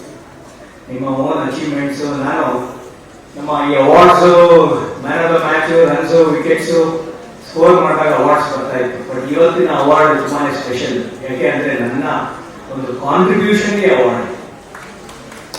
ಸೊ ಇದು ಒಂದು ಲೆಸನ್ ಏನಪ್ಪಾ ಅಂದ್ರೆ, ನಾವು ಕೊನೆಗೆ ಬೇರೆಯವರಿಗೆ ನಾವು ಏನು ಕಾಂಟ್ರಿಬ್ಯೂಟ್ ಮಾಡ್ತೀವಿ ಅದೇನೇ ಒಂದು ಒಳ್ಳೆ ಒಂದು ಗುರಿ ಮಾಡಿಕೊಂಡು ಡೆವಲಪ್ ಮಾಡ್ಕೊಳ್ಳಿ. So I would like to thank Bangalore cultural academy, ಸಂಸ್ಥೆ ಹಾಗೂ ಆರ್ಗನೈಸರ್ಸ್ ಎಲ್ಲರಿಗೂ. Thank you for honoring me and giving me this opportunity to be here and spend this lovely evening. All the best. Bangalore cultural ಅಕಾಡೆಮಿಗೆ ತುಂಬ ಆಭಾರಿಯಾಗಿದ್ದೇನೆ. ಇಲ್ಲಿ ಗಣ್ಯರು ಇದ್ದಾರೆ, ನಾವೆಲ್ಲರೂ ಇದ್ದೀರಿ. ಇಂಥ ಒಂದು ಸಂಜೆಯಲ್ಲಿ ನಮಗೆ ಒಂದು ಕನ್ನಡ ಸೀರಿಯಲ್ ಕೊಟ್ಟಿರೋದಕ್ಕೆ ತುಂಬ thanks.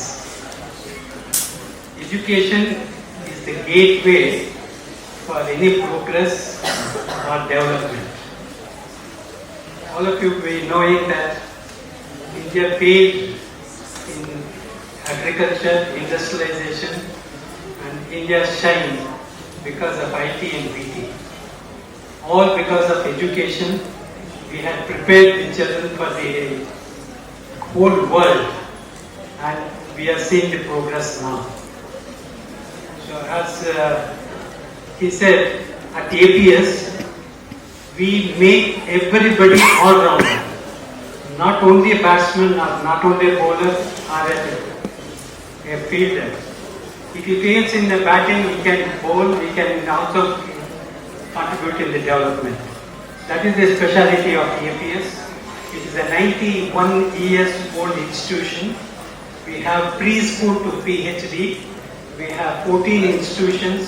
We have real large estate in Somnahalli and also in the city campus at Inad colony. And it is nothing less than Lalbagh. If you see our campus at Somnahalli, 110 acres. We have engineering, polytechnic, we have everything except medical, we have everything there. And that's how we wanted to see the one who admitted to the APS will not go pillar to the post, he can continue his education in APS only.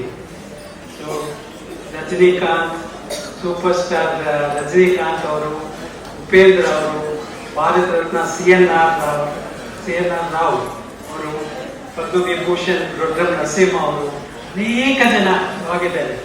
Our APS students are all over in every field. Recently we had alumni meet. About 7,000 people came. Of course, Rajinikanth we missed out because he was abroad. Otherwise, he said that he will come and grace the institution which he has come up. And he mentioned in his promo what he has given. Because of APS, I became actor, and today I am superhero. And that's how APS has given me the foundation. So also, our Bharat Ratna CNR Rao also gave the promo. He said one visit of Syrian Raman during his student days changed the entire his life, and he has become world famed scientist. So that's how at APS we are giving all round progress. We are 21 trustees are there, all are dedicated, devoted for the growth and the institution. Come in this centenary, we will be one of the best institution, and I really thank Mr. Jaisimha and all other office bearers of this organization who has given this prestigious award. Thank you very much.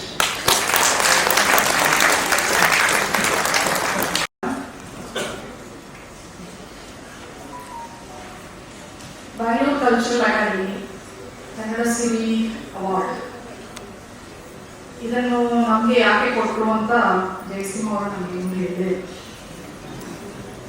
ಆದರೂ ನಾವು ಪ್ರಶಸ್ತಿಯನ್ನು ಸ್ವೀಕರಿಸಿದ್ವಿ. ಯಾಕಂದ್ರೆ ಅವರು ಅವ್ರ ಕ್ಷೇತ್ರದಲ್ಲಿ ಮಾಡಿರುವಂತಹ ಅಪಾರವಾದ ಸಾಧನೆ ಮತ್ತು ಅವರು ನಮ್ಮನ್ನು ಗುರುತಿಸಿರೋದು ಕೂಡ ನಮಗೆ ಒಂದು ಹೆಮ್ಮೆ. ಮತ್ತೆ ನಮಗೆ ಸಿಕ್ಕಂತ ಗೌರವ ಅಂತ ಭಾವಿಸಿ ಅವರು ನೀಡಿರುವಂತಹ ಪ್ರಶಸ್ತಿಯನ್ನು ಬಹಳ ವಿನಯಪೂರ್ವಕವಾಗಿ ನಾವೆಲ್ಲರೂ ಕೂಡ ವೇದಿಕೆ ನೀಡಿರುವ ಎಲ್ಲರೂ ಕೂಡ ಸ್ವೀಕರಿಸಿದ್ವಿ. ಆದ್ರೆ ಜಯಸಿಂಹ ಅವರು ಹೇಳಬೇಕಿತ್ತು, ನಿಮಗೆ ಯಾಕೆ ನಾವು ಈ ಪ್ರಶಸ್ತಿಯನ್ನು ಕೊಡ್ತಾ ಇದ್ದೀವಿ. ನಾವು ಅವಾಗಿಂದ ಯೋಚನೆ ಮಾಡ್ತಿದ್ದೆ, ನನಗೆ ಯಾಕೆ ಕನ್ನಡ ಸೇರಿ ಅಂತ ಪ್ರಶಸ್ತಿ ಕೊಟ್ಟಿದ್ದಾರೆ. ನಾನು ಸರ್ಕಾರಿ ನೌಕರಿಯಲ್ಲಿ ಹುದ್ದೆಯಲ್ಲಿ ಕೆಲಸ ನಿರ್ವಹಿಸ್ತಾ ಇರುವಂಥವ್ರು. ಸೊ ನಾನೇನು ಸಾಧನೆ ಮಾಡಿದ್ದೀನಿ, ಬಹುಶಃ ಸಮಾಜಕ್ಕೆ ಕೆಲವು ಮಾದರಿಗಳನ್ನ ತೋರಿಸಲಿಕ್ಕೆ ಈ ಪ್ರಶಸ್ತಿ ಪ್ರದಾನ ಸಮಾರಂಭಗಳನ್ನ ನೆವವಾಗಿ ಕೊಡ್ತೀವಿ ಅಂತ ನನಗೆ ಅನಿಸುತ್ತೆ. ಇದನ್ನೆಲ್ಲ ಸಮಾರಂಭಗಳನ್ನು ಕೆಲವು ಸಲ ನೋಡ್ತೀವಿ. ನಮ್ಮ ಮುಂದೆ ನಮ್ಮ ಮುಂದಿನ ಪೀಳಿಗೆ ಕೂತ್ಕೊಂಡಿದೆ, ಅದ್ರ ಜೊತೆಗೆ ಅವರನ್ನ ಬೆಳೆಸ್ತಾ ಇರುವಂತಹ ಪೋಷಕ ವರ್ಗದವರು ಇದ್ದಾರೆ, ಹಾಗೆ ಶಿಕ್ಷಕ ವರ್ಗದವರು ಇದ್ದಾರೆ. ಸೊ ಇವರೆಲ್ಲರನ್ನು ಉದ್ದೇಶಿಸಿ ನಾವಿವತ್ತು ಏನ್ ಹೇಳ್ಬಹುದು, ಕನ್ನಡ ಸಿರಿ ಅಂತ ಪ್ರಶಸ್ತಿ ತಗೊಂಡ ಮೇಲೆ ನಾನು ಇದನ್ನ ಯಾಕೆ ಸ್ವೀಕರಿಸ್ತಾ ಇದ್ದೀನಿ, ನನಗೆ ಇದ್ರ ಬಗ್ಗೆ ಅರ್ಹತೆ ಇದೆ ಅನ್ನೋದನ್ನ ನಾನು ನಿಮ್ಗೆ ತಿಳಿಸಲೇಬೇಕಾಗ್ತದೆ. ಜಯಸಿಂಹ ಅವರು ಏನಂತ ಕೊಡಿದಾರೋ ಗೊತ್ತಿಲ್ಲ, ಬಟ್ ಈ ಪ್ರಶಸ್ತಿಯನ್ನು ಸ್ವೀಕರಿಸಿದ ನಂತರ ನನಗೇನು ಅನಿಸ್ತಾ ಇದೆ ಅನ್ನೋದು 2-3 ವಾಕ್ಯಗಳಲ್ಲಿ ನಿಮಗೆ ನಾನು ಹೇಳಬಯಸ್ತೀನಿ. ಬಹುಶಃ 1ನೇ ತರಗತಿಯಿಂದ 10ನೇ ತರಗತಿವರೆಗೆ ಓದೋವರೆಗೆ ಇವಾಗ ಮಕ್ಕಳು ಏನ್ ಓದ್ತಾ ಇರ್ತಾರೆ, ತಂದೆ ತಾಯಿಗಳು ಅವರಿಗೆ ಎಲ್ಲ ಅನುಕೂಲತೆಗಳನ್ನ ಮಾಡಿಕೊಡ್ತಾರೆ ಓದಲಿಕ್ಕೆ. ಸೊ ಎಲ್ಲವೂ ಅವರಿಗೆ ಸಿಗ್ತಾ ಇರ್ತದೆ ಇಂತಹ ಬೆಂಗಳೂರಿನಂತಹ ಪ್ರತಿಷ್ಠಿತ ನಗರದಲ್ಲಿ. ಆದ್ರೆ ಇಲ್ಲಿಯೂ ಕೂಡ ಅವಕಾಶ ವಂಚಿತರಾದಂತಹ ಬಹಳ ಜನ ಇದ್ದಾರೆ ಕೂಡ. ಅವರು ಕೂಡ ಅವ್ರ ಜೀವನದಲ್ಲಿ ಮುಂದೆ ಬರಬೇಕು, ಹ್ಯಾಕ್ ಬರಬೇಕು, ಯಾರನ್ನ ಕೇಳಬೇಕು, ಏನ್ ಕೇಳಬೇಕು, ಈ ತರದ ಹಲವಾರು ಗೊಂದಲಗಳು ಮಕ್ಕಳ ಮನಸ್ಸಿನಲ್ಲಿರುತ್ತೆ. ಜೊತೆಗೆ ಪೋಷಕರಿಗೂ ಕೂಡ ಇವಕ್ಕೆಲ್ಲ ಉತ್ತರಗಳನ್ನ ಹ್ಯಾಕ್ ಕೊಡೋದು ಅಂತ ಎಷ್ಟೋ ಆಗಿ ಗೊತ್ತಾಗಲ್ಲ. ಯಾಕಂದ್ರೆ ಹಿಂದೆ ಅವಕಾಶಗಳು ಬಹಳ ಕಡಿಮೆ ಇತ್ತು, ಆದ್ರೆ ಈಗ ಅವಕಾಶಗಳು ಬಹಳ ಜಾಸ್ತಿ ಇದೆ. ಹಾಗೆ ಆ ಅವಕಾಶಗಳನ್ನು ಪಡ್ಕೊಳ್ಳಿಕ್ಕೆ ಕ್ಲಿಷ್ಟತೆಯೂ ಕೂಡ ಜಾಸ್ತಿ ಆಗಿದೆ, ಹಾಗೆ ಸಂಕೀರ್ಣತೆಯೂ ಕೂಡ ಜಾಸ್ತಿ ಇದೆ. ನನಗೆ ಕನ್ನಡ ಪದ ಬರುತ್ತೆ ಅಂತ ಕನ್ನಡ ಸಿರಿ ಕೊಟ್ಟೋದ್ರಿಂದ ನಿಮ್ಗೆ ತೋರಿಸ್ತಾ ಇದ್ದೀನಿ, ಹೇಳ್ತಾ ಇದ್ದೀನಿ.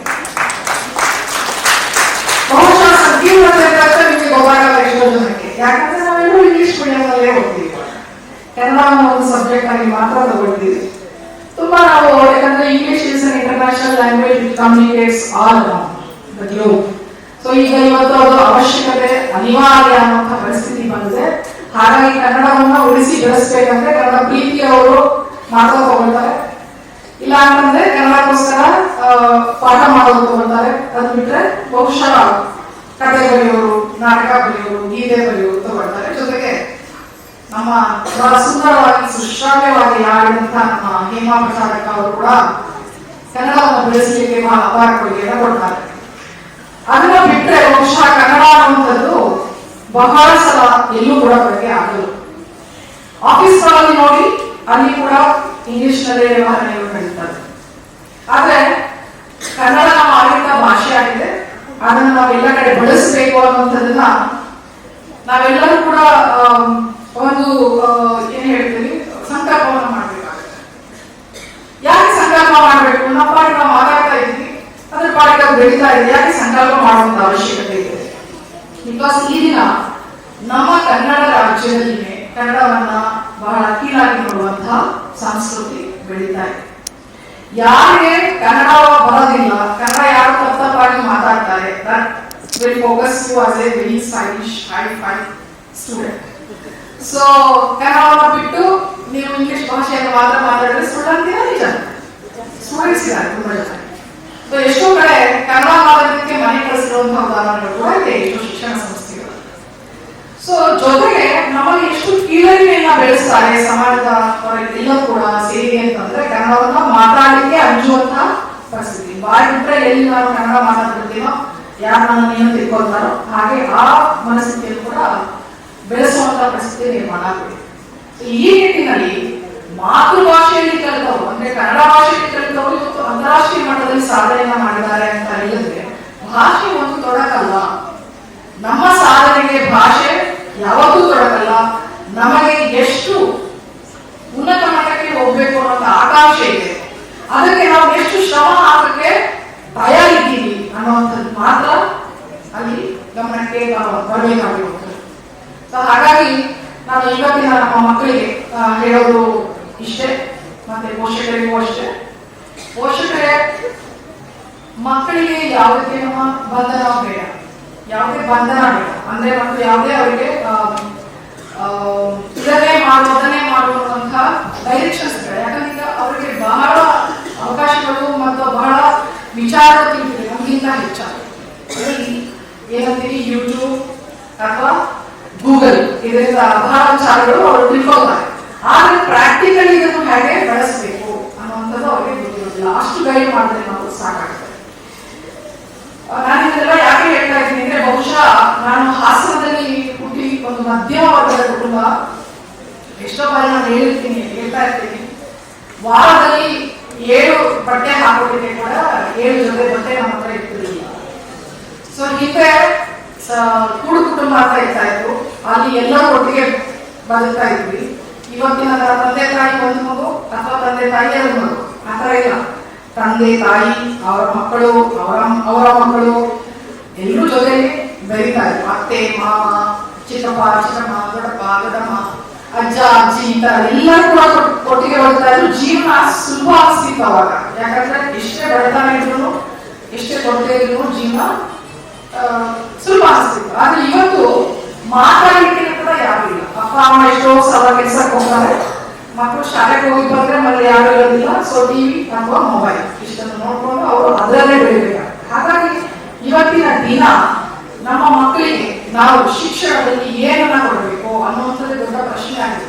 ಬಹಳ ದೊಡ್ಡ ಶಿಕ್ಷಣ ವಿದ್ಯಾಲಯಗಳು ಇರಬಹುದು, ಆದ್ರೆ ಶಿಕ್ಷಣ ಅನ್ನುವಂಥದ್ದು ಅವರಿಗೆ ಅವರ ವ್ಯಕ್ತಿತ್ವವನ್ನ ಅಳಿಸ್ತಾ ಇದೆಯಾ ಅಥವಾ ಕುಗ್ಗಿಸ್ತಾ ಇದೆಯಾ ಅನ್ನೋದು ಪ್ರಶ್ನೆ ಬಂದ್ರೆ ಎಷ್ಟೋ ಬಾರಿ ಮಕ್ಕಳು ನೋಡಿ, ಮೊನ್ನೆ ನಾವು ನಿನ್ನೆ ಪೇಪರ್ ನಲ್ಲಿ ಓದ್ತಾ ಇದ್ವಿ, MBBS ಸೀಟ್ಗೋಸ್ಕರ ಒಬ್ಬ ಹುಡುಗ ತನ್ನ ಕಾಲನ್ನೇ ಕಟ್ ಮಾಡ್ತಾರೆ.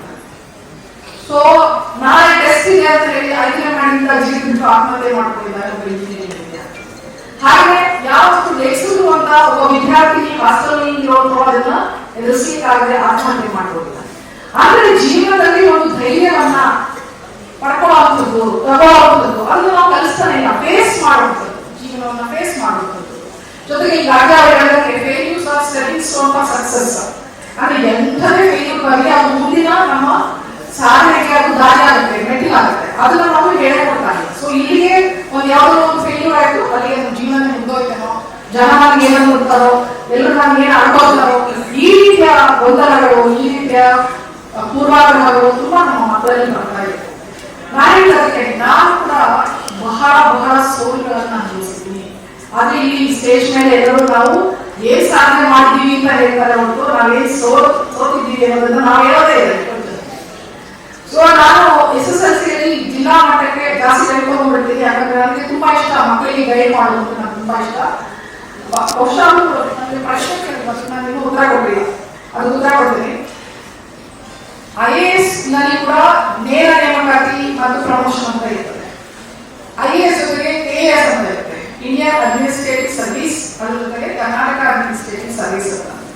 ಸೊ ಎಲ್ಲರಿಗೂ ಏನಿಸ್ತದೆ, ಎಲ್ಲರೂ ಕೂಡ ಉತ್ತರ ಭಾರತದಿಂದ ಹೆಚ್ಚು ಜನ ಬಂದು ಕರ್ನಾಟಕದಲ್ಲಿ ಬೇರೆ ಬೇರೆ ರಾಜ್ಯಗಳು ಇಲ್ಲಿ ಬಂದು ಕರ್ನಾಟಕದಲ್ಲಿ ಆಡಳಿತ ಮಾಡ್ತಾರೆ. ಸೊ ಅವರಿಗೆ ನಮ್ಮ ನೆಲದ ಭಾಷೆ ಭಾವನೆ ಯಾವುದು ಕೂಡ ಅರ್ಥ ಆಗುದಿಲ್ಲ. ಆದ್ರೆ ಇದು ಕೂಡ ಒಂದು ದಾರಿ. KAS ಮುಖಾಂತರ IASಗೆ ಪ್ರಮೋಷನ್ ತಗೊಂಡು ನಾವು ನಮ್ಮ ನೆಲದಲ್ಲೇ ನಮ್ಮ ಸೇವೆಯನ್ನು ನಮ್ಮ ಜನರಿಗೆ ಕೊಡಬಹುದು. ಸೊ ನಾನು ಕೂಡ ಹಾಗೆ IAS ಬರ್ದೆ, ಆದ್ರೆ ಅದರಲ್ಲಿ ನಾನು ಫೇಲ್ IAS ಆಗಿರಲಿಲ್ಲ ಅಂತ. ಆವಾಗ ನಾನು ನಿಮ್ಮ ಹಾಗೆ ಸುಮಾರು ಸಲ ಅನಿಸಿತ್ತು ಫೇಲ್ಯೂರ್ ಆಗಬೇಕು, ಇನ್ನೇನಿದೆ ಜೀವನದಲ್ಲಿ ಅಂತ. ಬಟ್ ಅದು ಯಾವತ್ತು ನನಗೆ ಬಹುಶಃ ಕಷ್ಟಗಳು ಹೆಚ್ಚು ಮಕ್ಕಳಿಗೆ ಕಲಿಸ್ತವೆ, ಅನುಕೂಲ ಕೊಡೋದಕ್ಕಿಂತ ಕಷ್ಟಗಳು ಹೆಚ್ಚು ಕಲಿಸ್ತವೆ, ಮತ್ತು ಕೊರತೆಗಳು ಕೂಡ ಅಷ್ಟೇ. ಸೊ ಏನಾದರೂ ಮಾಡಿ ನಾನು ಜೀವನದಲ್ಲಿ ಸಾಧನೆ ಮಾಡಿ ಒಂದು ಯಶಸ್ಸು ಪಡೆದು ಸಮಾಜದಲ್ಲಿ ಒಂದು ಉನ್ನತ ಸ್ಥಾನಕ್ಕೆ ಹೋಗಲೇಬೇಕು. ಯಾವಾಗ ನೋಡಿದ್ರು ನಾವು ಟಿವಿನಲ್ಲಿ ನೋಡ್ತೇವೆ. ಈಗ ನಾವು ಕ್ರಿಕೆಟರ್ಸ್ ಎಲ್ಲಿ ನೋಡಕ್ ಸಾಧ್ಯ? ಅವ್ರನ್ನ ನಾವು ಟಿವಿನಲ್ಲೇ ನೋಡಕ್ ಸಾಧ್ಯ. ದುಡ್ಡು ಜಾಸ್ತಿ ಇದ್ರೆ ಮಾತ್ರ ಸ್ಟೇಡಿಯಂ ಹೋಗಿ ಅಲ್ಲಿ ಕೂತು ನೋಡಕ್ ಸಾಧ್ಯ. ಇನ್ನೂ ದುಡ್ಡು ಜಾಸ್ತಿ ಇದ್ರೆ ಇನ್ನೂ ಹತ್ರ ಹೋಗಿ ಕೂತ್ಕೊಂಡು ನೋಡಕ್ ಸಾಧ್ಯ, ಅಥವಾ ಹಸ್ತಾಕ್ಷರ ತಗೊಳಕ್ಕೆ ಸಾಧ್ಯ. ಅದರ್ವೈಸ್ ನಮ್ಗೆ ದುಡ್ಡಿಲ್ಲ ಅಂತಂದ್ರೆ ಏನಲ್ಲ. ದುಡ್ಡನ್ನ ಗಳಿಸುವಂತ ಹಲವಾರು ವಿಧಾನಗಳು ಕಲ್ತಿದೆ. ದುಡ್ಡನ್ನ ನೇರ ಮಾರ್ಗದಲ್ಲಿ ಗಳಿಸಬಹುದು, ಅಕ್ರಮ ಮಾರ್ಗದಲ್ಲಿಯೂ ಗಳಿಸಬಹುದು. ಆದ್ರೆ ಈ ನೇರ ಮಾರ್ಗದಲ್ಲಿ ಗಳಿಸುವಂತಹ ಕಷ್ಟ. ಪಾಪು ನೀನೇನೋ ಹೇಳ್ಬೇಕಾಗಿದ್ಯಾ? Any question from you? ಇಲ್ಲ, ಪ್ರಶ್ನೆ ಇಲ್ಲ ಅನ್ನೋದೇ ಒಂದು ದೊಡ್ಡ ಸಮಸ್ಯೆ ಇಲ್ಲ. ಯಾಕಂದ್ರೆ ನಾವು ಯಾರನ್ನು ಪ್ರಶ್ನೆ ಮಾಡಲ್ಲ. ಸಾಕು ಮೇಡಮ್, ನಿಲ್ಲಿಸ್ಬಿಡಿ, ಗೊತ್ತಾಗ್ತಾ ಇದೆ. ಓಕೆ, ಆತರ ಹೇಳ್ತಿಲ್ಲ. ಯಾಕಂದ್ರೆ ಹೇಳೋದನ್ನ ಹೇಳ್ಬಿಟ್ಟೆ ಹೋಗ್ಬೇಕು ನಾವು, ಹಾಗೆ ಬಿಡಕ್ಕಾಗಲ್ಲ. ಯಾಕಂದ್ರೆ ಮತ್ತೆ ಸುಸಂದರ್ಭ ಸಿಗುತ್ತೋ ಇಲ್ಲ ಗೊತ್ತಿರಲ್ಲ. ಪ್ರಶ್ನೆ ಮಾಡುವುದನ್ನು ಮತ್ತು ಎದುರಿಸುವುದನ್ನು, ಯಾರಾದ್ರೂ ಏನಾದ್ರು ಕೇಳಿದ್ರೆ ಅದಕ್ಕೆ ಧೈರ್ಯದಿಂದ ಉತ್ತರ ಕೊಡೋದನ್ನ ಫಸ್ಟ್ ಕಲ್ತ್ಕೊಂಡ್ರೆ ಆಮೇಲೆ ಜೀವನದಲ್ಲಿ ನಮ್ಗೆ ಯಾವ ಕಷ್ಟನೂ ಬರಲ್ಲ. ಯಾಕೆಂದ್ರೆ ನಮ್ಗೆ ಗೊತ್ತು ಏನೇ ಕಷ್ಟ ಬಂತು ಅದನ್ನ ಹೇಗೆ ಎದುರಿಸ್ಬೇಕು. ಸೊ ಮೊದಲು ನಾವು ಕಲ್ತ್ಕೋಬೇಕಾಗಿರೋದು ಅದು. ಶಿಕ್ಷಣ ಅನ್ನುವಂಥದ್ದು ಹೊಸದಾಗಿ ನಾವು ಕಲಿಸೋದಲ್ಲ. ಈಗಾಗಲೇ ಆ ಪ್ರತಿ ವಿದ್ಯಾರ್ಥಿಯಲ್ಲಿರುವಂತಹ ಆ ವ್ಯಕ್ತಿತ್ವದಲ್ಲಿರುವಂತಹ ಪ್ರತಿಭೆಯನ್ನ ಗುರುತಿಸಿ ಅದನ್ನು ಬೆಳೆಸುವ, ಅರಳಿಸುವ ಕೆಲಸವನ್ನ ಶಿಕ್ಷಣ ಮಾಡಬೇಕು. ಇಲ್ಲ ನೀನು ಇಂಜಿನಿಯರ್ ಆಗೋ, ನೀನು ಡಾಕ್ಟರ್ ಆಗೋ, ನೀನು ಹೀಗೆ ಆಗೋ, ಅದೆಲ್ಲ ನಮ್ಗೆ ಗುರುತಿಸುವುದೇ ನಮ್ಮ ಸಮಾಜದಲ್ಲಿ ದೊಡ್ಡ ಕಷ್ಟದ ಕೆಲಸ ಆಗಿದೆ. ಸೊ ಮಕ್ಕಳನ್ನ ನಾವು ಅವರ ಪ್ರತಿಭೆಯನ್ನು ಗುರುತಿಸಬೇಕು, ಅವರು ಹೋದ ದಾರಿಯಲ್ಲಿ ಬಿಡಬೇಕು. ಇನ್ ದ ಸೆನ್ಸ್ ಏನ್ ಮಾಡೋದು ಬಿಡಬೇಕು ಅಂತಲ್ಲ. ಸೊ ಒಂದು ಬಂಧನೂ ಇರಬೇಕು, ಒಂದು ಗೆರೆನೂ ಇರಬೇಕು. ಅದ್ರ ಜೊತೆಗೆ ಅವ್ರು ಏನ್ ಮಾಡ್ತಾರೆ, ಅವ್ರಿಗೆ ಏನ್ ಇಷ್ಟ ಇದೆ ಅಂತ ತಿಳ್ಕೊಳ್ಳುವಂತ ಕಾಳಜಿ ಮತ್ತೆ ಜವಾಬ್ದಾರಿ ಪೋಷಕರಿಗೂ ಇರಬೇಕು, ಹಾಗೆ ಶಿಕ್ಷಕರಿಗೂ ಇರಬೇಕು. ಇಲ್ಲ ಅಂತಂದ್ರೆ ಮಕ್ಕಳು ಈ ತರ ಸೂಸೈಡ್ ಮಾಡ್ಕೊಳ್ಳೋದು ಹೆಚ್ಚಾಗುತ್ತೆ. ಯುವ ಪೀಳಿಗೆ ಸಮಾಜವನ್ನಾಗಿ ಕಟ್ಟೋವಾಗಲ್ಲ, ಸಮಾಜವನ್ನ ಎದುರಿಸೋವಾಗಲ್ಲ, ಬೆಳೆಸೋಕ್ಕೂ ಆಗ್ತದೆ. ಸೊ ಬಹಳ ಕೆಳ ಹಂತದಿಂದ ನಾನು ಈ ಹಂತದವರೆಗೆ ಬಂದಿರೋದ್ರಿಂದ ಇವತ್ತು ತುಂಬಾ ಕಡೆ ನಾನು IAS ಕೋಚಿಂಗ್ ಕ್ಲಾಸಸ್ಗೆ ಹೋಗ್ತೀನಿ, ಅವ್ರಿಗೆ ಮಾರ್ಕ್ ಇಂಟ್ರೊಡ್ಯೂಸ್ ಮಾಡಲಿಕ್ಕೆ ಹೋಗ್ತೀನಿ. ಹಾಗೆಯೇ KAS ಮಕ್ಕಳಿಗೂ ಕೂಡ ಅವರಿಗೆ ಈ ತರ ಮೋಟಿವೇಶನಲ್ ಸ್ಪೀಚ್ ಇರ್ಬೋದು ಅಥವಾ ಪ್ರಶ್ನೆಗಳಿಗೆ ಉತ್ತರಿಸುವಂತ ಕೆಲಸ ಮಾಡಲಿಕ್ಕೆ ಹೋಗ್ತಾ ಇರ್ತಾರೆ. ಬಿಕಾಸ್ ಇದು ನಮ್ಮದೇ ನೆಲ ಆಗಿರೋದ್ರಿಂದ ನಾನು ಕೂಡ ಮಾಡಲೇ KAS ಆಗಿ IAS ಆಗಿ ಇಷ್ಟೊಂದು ಇಲಾಖೆಗಳ ಒಂದು ದೊಡ್ಡ ಜವಾಬ್ದಾರಿ. ಇವತ್ತು ನಾನು commissioner for textile and handlooms ಆಗಿ ಕೆಲಸ ಮಾಡ್ತಾ ಇದ್ದೀನಿ. ಜೊತೆಗೆ ಇವತ್ತಿನವರೆಗೆ ಏನು ಸರ್ಕಾರಿ ಹುದ್ದೆಗಳು ನೇಮಕಗಳಾಗ್ತಾ ಇದ್ದಾರೆ ಅದನ್ನು ಮಾಡುವಂತಹ KPSCಗೆ ನನಗೆ ಇವತ್ತು ಸೆಕ್ರೆಟರಿ ಆಗಿ ನೇಮಕ ಮಾಡಿದ್ದಾರೆ. ಸೊ ಇವತ್ತು ಬಹಳ ದೊಡ್ಡ ಜವಾಬ್ದಾರಿ ಇದೆ. ಏನು ನಮ್ಮ ಮಕ್ಕಳು ಹೋಗಿ ಹೊರಗಡೆ ಬಂದ ಮೇಲೆ ಅವರಿಗೆ ಕೆಲಸ ಸಿಗ್ಬೇಕಲ್ಲ. ಕೆಲಸ ಸಿಗಬೇಕು ಅಂದ್ರೆ ಮೇಲೆ ಕೂತಿರೋರು ಕೆಲಸ ಮಾಡ್ಬೇಕಲ್ಲ. ಅವರೇ ಕೆಲಸ ಮಾಡ್ತಿದ್ರೆ ನಿಮ್ಗೆ ಕೆಲಸ ಸಿಗುತ್ತೆ. ಸೊ ಆ ರೀತಿಯಾಗಿ ನಾವು ಪ್ರತಿಯೊಬ್ಬರಿಗೂ ಕೂಡ ಇಲ್ಲಿ ಅವಕಾಶಗಳನ್ನ ಕಲ್ಪಿಸಬೇಕು ಅಂತಂದ್ರೆ ನಾವು ಜವಾಬ್ದಾರಿಯಿಂದ ಕೆಲಸ ಮಾಡಬೇಕು ಅನ್ನೋ ಸ್ಥಾನದಲ್ಲಿ ಕೂತಿದ್ದೀವಿ ಅಂತಂದ್ರೆ ಬಹುಶಃ ಅದಕ್ಕೆ ಯಾಕಂದ್ರೆ ನಿಮಗೆ 10th ಆದ್ಮೇಲೆ ನಾನು ಸೆಕೆಂಡ್ PUC ನಲ್ಲಿ ಬರೀ 62%. ಐ ಕುಡಂಟ್ ಗೋ ಟು ದೋ SSLC ಅಲ್ಲಿ ಟಾಪರ್ ಡಿಸ್ಟ್ರಿಕ್ಟ್ಗೆ ಆದ್ಮೇಲೆ ಕೂಡ ಸೆಕೆಂಡ್ PUC ನಲ್ಲಿ ಬರೀ 62%. ಯಾಕೆ? ಬಿಕಾಸ್ ಆ ಸೈನ್ಸ್ ಅನ್ನುವಂಥದ್ದನ್ನ ನನಗೆ ತಗೊಳ್ಳಿಕ್ಕೆ ಎಲ್ಲ ಇಡೀ ಸಮಾಜ ಪ್ರೆಸೆಂಟ್ ಮಾಡ್ತು. ಸೊ ನಾನು ಸೈನ್ಸ್ ತಗೊಂಡೆ, ಅದು ಚೆನ್ನಾಗಿ ಮಾಡಲಿಕ್ಕೆ ನನಗೆ ಆಗಲಿಲ್ಲ. ಸೊ ನೆಕ್ಸ್ಟ್ ಯೋಚನೆ ಮಾಡಿದೆ, ನಾನು ಏನು ಫೇಲ್ಯೂರ್ ಥರ ಆಗಬೇಕಲ್ಲ. ಎಲ್ಲರೂ ನನ್ನ ಫ್ರೆಂಡ್ಸ್ ಎಲ್ಲ ಡಾಕ್ಟರ್ ಆಗಲಿ, ಇಂಜಿನಿಯರ್ ಆಗಲಿ, ನಾನೇನು ಮಾಡಬೇಕು? ಬೇರೆ ಆಪ್ಷನ್ ಇರಲಿಲ್ಲ ಅವಾಗ. Either BA, BCom or BSc. So ಬೇರೆ ಏನೋ ಆಪ್ಷನ್ ಇದೆ, BSc ಸೇರ್ಕೊಂಡೆ. ಸೊ ಫಸ್ಟ್ ಇಯರ್ BSc ನಲ್ಲಿ ಹೋಗುವಾಗ ಗೊತ್ತಾ ನನಗೆ ಈ ನೆಗೆಟಿವಿಟಿ ಆಫ್ ದ ಲೈಫ್ ಇಂದ ನಾವು ಹೊರಗಡೆ ಬರೋದಿಲ್ಲ. ಇದಕ್ಕೆ ನಾವು ಸುತ್ತಮುತ್ತ ಇರೋರೆಲ್ಲರೂ ಕೂಡ ಮಕ್ಕಳಿಗೆ ಸಹಕಾರವನ್ನು ಕೊಟ್ಟರೆ, ಇಲ್ಲ ಅಂತಂದ್ರೆ ಮಕ್ಕಳು ಬಹಳ ಕುಗ್ಗಿ ಹೋಗ್ತಾರೆ. ಜೊತೆಗೆ ಮಕ್ಕಳು ಕೂಡ ಅಷ್ಟೇ. ಇವತ್ತು ಏನು ಸಮಾಜದಲ್ಲಿ ನಡೀತಾ ಇದೆ ಅದನ್ನ ಕೇವಲ ಯೂಟ್ಯೂಬ್ ಅಲ್ಲಿ ನಡೆಯೋದಷ್ಟೇ ಅಥವಾ ಗೂಗಲ್ ನಡೆಯೋದಷ್ಟೇ ಅಂತ ತಿಳ್ಕೊಳ್ಬಾರ್ದು. ಪ್ರಾಕ್ಟಿಕ್ಯಾಲಿಟಿಯನ್ನು ಕಾರ್ಯವನ್ನು ಮಾಡಿ. ಸೊ BSc ನಲ್ಲಿ ಫಸ್ಟ್ ಇಯರ್ ಸೇರಿದಾಗ ವಿತೌಟ್ ಎನಿ ಏನು ಪಾಸಿಟಿವ್ ಹೋಪ್ BSc ಸೇರ್ಕೊಂಡೆ. ಆದರೆ ಅದನ್ನು ಓದ್ತಾ ನನಗೆ ಅನಿಸ್ತು ಹೀಗೆ ಕೂತ್ಕೊಂಡ್ರೆ ಆಗಲ್ಲ, ನಾನು ಯಾರು ಗುರುತಿಸಲ್ಲ ಅಂತ. ಸೊ BSc ನಲ್ಲಿ 1 ಸಬ್ಜೆಕ್ಟಲ್ಲಿ ಹೈಯೆಸ್ಟ್ ಮಾರ್ಕ್ಸ್, ಫಸ್ಟ್ ಇಯರ್ನಲ್ಲಿ. ಸೆಕೆಂಡ್ ಇಯರ್ನಲ್ಲಿ 4 ಸಬ್ಜೆಕ್ಟ್ನಲ್ಲಿ ಹೈಯೆಸ್ಟ್ ಮಾರ್ಕ್ಸ್, ಥರ್ಡ್ ಇಯರ್ನಲ್ಲಿ ಮೈಸೂರು ಯೂನಿವರ್ಸಿಟಿಗೆ 3ನೇ. ಸೊ ಅಂದರೆ ಏನಂತ ನಮ್ಮ ಶ್ರಮ ಮತ್ತು ನಮ್ಮ ಆಸೆ, ನಮ್ಮ ಹಠ ಎಲ್ಲವೂ ಏನು ಮಾಡಬೇಕು ಅನ್ನೋದನ್ನ ದಾರಿ ತೋರಿಸ್ತಾ ಇರ್ತೀವಿ. ಅದ್ರ ಮೂಲಕ ನಾವು ನಮ್ಮ ಶ್ರಮವನ್ನು ಹಾಕಬೇಕು. ಆದರೆ ನಮ್ಮ ಶ್ರಮ ಏನಿದೆ ಅಲ್ಲ ಅದು ನಿಜವಾಗಿಯೂ ಆನೆಸ್ಟಿ ಇರ್ತದೆ. ಸೊ ಇವೆಲ್ಲವೂ ನಿಮಗೆ ಹೇಳ್ತಾ ಒಬ್ಬ ಸಾಮಾನ್ಯ ಹುಡುಗಿ, ಒಬ್ಬ ಸಾಮಾನ್ಯ ಕುಟುಂಬದಿಂದ ಬಂದ ಹುಡುಗ ಇವತ್ತು ಎಷ್ಟೋ ಜನ ಇದ್ದಾರೆ ನನ್ನ colleagues ಕೂಡ ಈ ತುಂಬಾ ಉನ್ನತ ಸ್ಥಾನದಲ್ಲಿ. ಅವೆಲ್ಲರೂ ಕೂಡ ಆವರೇಜ್ ಬ್ಯಾಕ್ಗ್ರೌಂಡ್ ಇಂದ ಬಂದಿದೆ. ಸೊ ಹಾಗಾಗಿ ಯಾರು ಕೂಡ ಒಂದೇ ಅಂತ ಕ್ರೀಡೆನಲ್ಲೂ ಕೂಡ ಬಹಳ ಆಪರ್ಚುನಿಟಿ ಇದೆ. ಈಗಾಗಲೇ ನಾನು ಟೆಕ್ಸ್ಟೈಲ್ಸ್ ಬಗ್ಗೆ ಹೇಳ್ತಾ ಇದ್ದೆ. ಟೆಕ್ಸ್ಟೈಲ್ ಕಮಿಷನರ್ ಆಗಿರೋದ್ರಿಂದ ನನಗೆ ಎಷ್ಟೋ ವಿಷಯಗಳೇ ಗೊತ್ತಿರೋದಿಲ್ಲ. ಎಂತೆಂಥ ಆಪರ್ಚುನಿಟೀಸ್ ಇದೆ ನಮ್ಮ ಜವಳಿಯಲ್ಲಿ ಮತ್ತು ನಿಫ್ಟ್ ಅಂತ ಏನು ಫ್ಯಾಷನ್ ಟೆಕ್ನಾಲಜಿ ಇದೆ, ಇದರಿಂದ ಬಹಳ ಅವಕಾಶ ಇದೆ. ಮಕ್ಕಳು ಶಿಸ್ತಿನಿಂದ ಇದನ್ನ ಕಲಿಬೇಕಂತ ಅನ್ಕೊಳ್ತೀವಿ. ಅದನ್ನ ಮಾಡಲಿಕ್ಕೆ ಎಲ್ಲ ಅವಕಾಶ ಇರೋದ್ರಿಂದ ಜಾಸ್ತಿ ಸಮಯ ತಗೊಂಡೆ. ಆದರೆ ಇದು ತುಂಬಾ ಅವಶ್ಯಕ. ನಮ್ಮ ಮುಂದಿನ ಪೀಳಿಗೆಯನ್ನ ಸಶಕ್ತರನ್ನಾಗಿ ಮಾಡಬೇಕು ಅಂದ್ರೆ ಕೇವಲ ನಮ್ಮ ಸ್ಟ್ರೆಂತ್ ಅಲ್ಲ, ನಮ್ಮ ವೀಕ್ನೆಸಸ್ ಕೂಡ ಅವರಿಗೆ ಹೇಳಲೇಬೇಕು ಅನ್ನೋದು ನನ್ನ ಒಂದು ಭಾವನೆ. ಹಾಗಾಗಿ ಒಂದು ವ್ಯಕ್ತಿತ್ವ ಬರೀ ಸ್ಟ್ರೆಂತ್ ಅಲ್ಲ, ಫೇಲ್ಯೂರ್ಸ್ ಇರುತ್ತೆ. ಸೊ ಎರಡರ ಸಂಗಮನೇ ಒಂದು ವ್ಯಕ್ತಿತ್ವ. ಆದ್ರಿಂದ ಯಾವುದೇ ಹಂತದಲ್ಲೂ ನಾವು ಕೂಡಲೇ ಇನ್ನೊಬ್ಬರನ್ನ ಮಾತ್ರ ಕಲಿಬೇಕು. ಕ್ರೀಡೆ ಮಾಡಿ ಸ್ಪೋರ್ಟ್ಸ್ ಆಡಿ ಅಂತ ಯಾಕೆ ಹೇಳ್ತಾರೆ? ಬಿಕಾಸ್ ಅದು ಸೋತಿದ ತಕ್ಷಣ ಮತ್ತೆ ಇನ್ನೊಂದು ಗೇಮ್ನಲ್ಲಿ ಮತ್ತೆ ಗೆಲ್ಲಬೇಕು ಅಂತ ಆಡ್ತೀವಿ. ಸೊ ಅದು ನಮಗೆ ಅದನ್ನ ಕಲಿಸ್ಕೊಡುತ್ತೆ. ಯಾವುದನ್ನ ಸೋಲ್ತೀವೋ ಅಲ್ಲಿ ಯಾಕೆ ಗೆಲ್ಲಬೇಕು ಅಂತ. ಸೊ ಜೀವನದಲ್ಲಿ ಓದೋದಲ್ಲೇ ಅದು ಕಲಿಸ್ಕೊಡೋದು ಎಷ್ಟು ಮಾಡಿ. ಯಾಕಂದ್ರೆ 1 ವರ್ಷ ಎಲ್ಲ ಓದಿ ಒಂದು ಸಲ ಫೇಲ್ ಆದ್ರೆ ಮತ್ತೊಂದು ವರ್ಷ ಓದಿಕಾಗಲ್ಲ ಎಷ್ಟೋ ಮಾಡಿ. ಸೊ ಆದ್ರಿಂದ ನಾವೇನ್ ಕೆಲಸ ಮಾಡ್ತೀವೋ ಅದನ್ನ ಶ್ರದ್ಧೆಯಿಂದ ಮಾಡೋಣ. ಸೋಲಂದ್ರೆ ಕುಗ್ಗೋದು ಬೇಡ. ಬಹಳ ಅವಕಾಶಗಳಿರೋದ್ರಿಂದ ಅದೆಲ್ಲ ಸದುಪಯೋಗ ಪಡಿಸ್ಕೊಳ್ಳೋಣ. ಜೊತೆಗೆ ಮಾತನಾಡುವುದನ್ನ ಕಲಿಯೋಣ, ಪ್ರಶ್ನೆ ಮಾಡುವುದನ್ನ ಕಲಿಯೋಣ. ಸೊ ಇದರಿಂದ ನಮ್ಮ ಜೀವನ ಹೆಚ್ಚು ಸಶಕ್ತವಾಗುತ್ತೆ. ಯಾರು ಪ್ರಶ್ನೆ ಮಾಡೋದು ಅವರು ಹೊಸ ವಿಷಯಗಳನ್ನ ತಿಳ್ಕೊಳ್ಳೋಕೆ ಸಾಧ್ಯನೇ ಇಲ್ಲ, ಬೆಳೆಯೋದಕ್ಕೂ ಸಾಧ್ಯನೇ ಇಲ್ಲ. ಇವತ್ತಿಗೂ ಕೂಡ ನಾವು ಯಾಕೆ ಜೀವನ ಅನ್ನೋದು it is A life long lesson teaching ಅಂತ ಹೇಳ್ತಾರೆ ಅಂತಂದ್ರೆ, ಜೀವನ ಅಂದ್ರೆ ನಾವು ಜೀವನ ಪೂರ್ತಿ ಕಲಿತಾನೆ ಇರ್ಬೇಕು. ಯಾಕಂದ್ರೆ ಎಲ್ಲವೂ ಎಲ್ಲರಿಗೆ ಗೊತ್ತಾಗಲಿಕ್ಕೆ ಸಾಧ್ಯ ಇಲ್ಲ, ನಾವೆಲ್ಲರೂ ಸಾಧನ ಅಲ್ಲ. ಸೊ ಹಾಗಾಗಿ ಕಲೀಲಿಕ್ಕೆ ಗೊತ್ತಿಲ್ಲ ಅನ್ನೋದಕ್ಕೆ ನಮ್ಗೆ ಏನು ಮುಷ್ಕರ ಇರಬಾರ್ದು. ಸೊ ಇಷ್ಟು ಮಾತುಗಳನ್ನ ಇನ್ನು ತುಂಬಾ ಮಾತಾಡ್ಬೇಕು ಅನ್ಸುತ್ತೆ ನನಗೆ. ಒಂದ್ಸಲಿ ಮಕ್ಕಳು ನೋಡ್ಬಿಟ್ರೆ ನನಗೆ ತುಂಬಾ ಉತ್ತೇಜನ ಸಿಗ್ದಂಗಾಗುತ್ತೆ. ಇನ್ನೂ ಹೇಳ್ಬೇಕು, ಅವ್ರಿಗೆ ಧೈರ್ಯ ಕೊಡ್ಬೇಕು ಅಂತ. ಬಹುಶಃ ನಾನು ಲಕ್ಷಗಳಾಗಿದ್ದು ಬಹುಶಃ ಇರಬೇಕು. ತುಂಬಾ ಸಲ ನನಗೆ ಮಕ್ಕಳ ಜೊತೆ ಮಾತಾಡೋದು ಬಹಳ ಇಷ್ಟ. ಜೊತೆಗೆ ನಾನು ಕೌನ್ಸಿಲಿಂಗ್ ಕೂಡ ಮಾಡ್ತಾ ಇರ್ತೀನಿ ಅವಾಗ. ಯಾರಾದ್ರೂ ತಂದೆ ತಾಯಿಗಳು ಈ ತರ ಮಗು ತುಂಬಾ ನೋವಲ್ಲಿದೆ ಅವನಾಗೆ ಸುಸೈಡಲ್ ಒಂಥರ ಮೆಂಟಾಲಿಟಿ ಬರ್ತಾ ಇದ್ದಾರೆ, ದಯಮಾಡಿ ನಮ್ಮ ಹತ್ರ ಕಳಿಸಿ, ನಾನು ಒಂದು ಅರ್ಧ ಗಂಟೆ ಮಾತಾಡ್ತೀನಿ ಅಂತ. ಸೊ ಬಹುಶಃ ಇದನ್ನೆಲ್ಲ ಮಾಡ್ತಾ ಇರ್ತಾರೆ.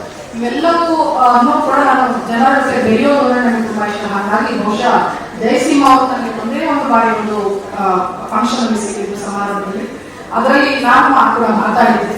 ಬಹುಶಃ ಅದನ್ನೆಲ್ಲ ಕೇಳಿ ಅವರು ಇವರನ್ನು ಸನ್ಮಾನಿಸಬೇಕು ಅಂತ ಅಂದುಕೊಂಡಿರಬಹುದು, ಹಾಗಾಗಿ ನಾನು ಈ ಪ್ರಶಸ್ತಿಗೆ ಆಯ್ಕೆ ಮಾಡಿರಬಹುದು ಅಂತ ಅಂದ್ಕೊಳ್ತೀನಿ.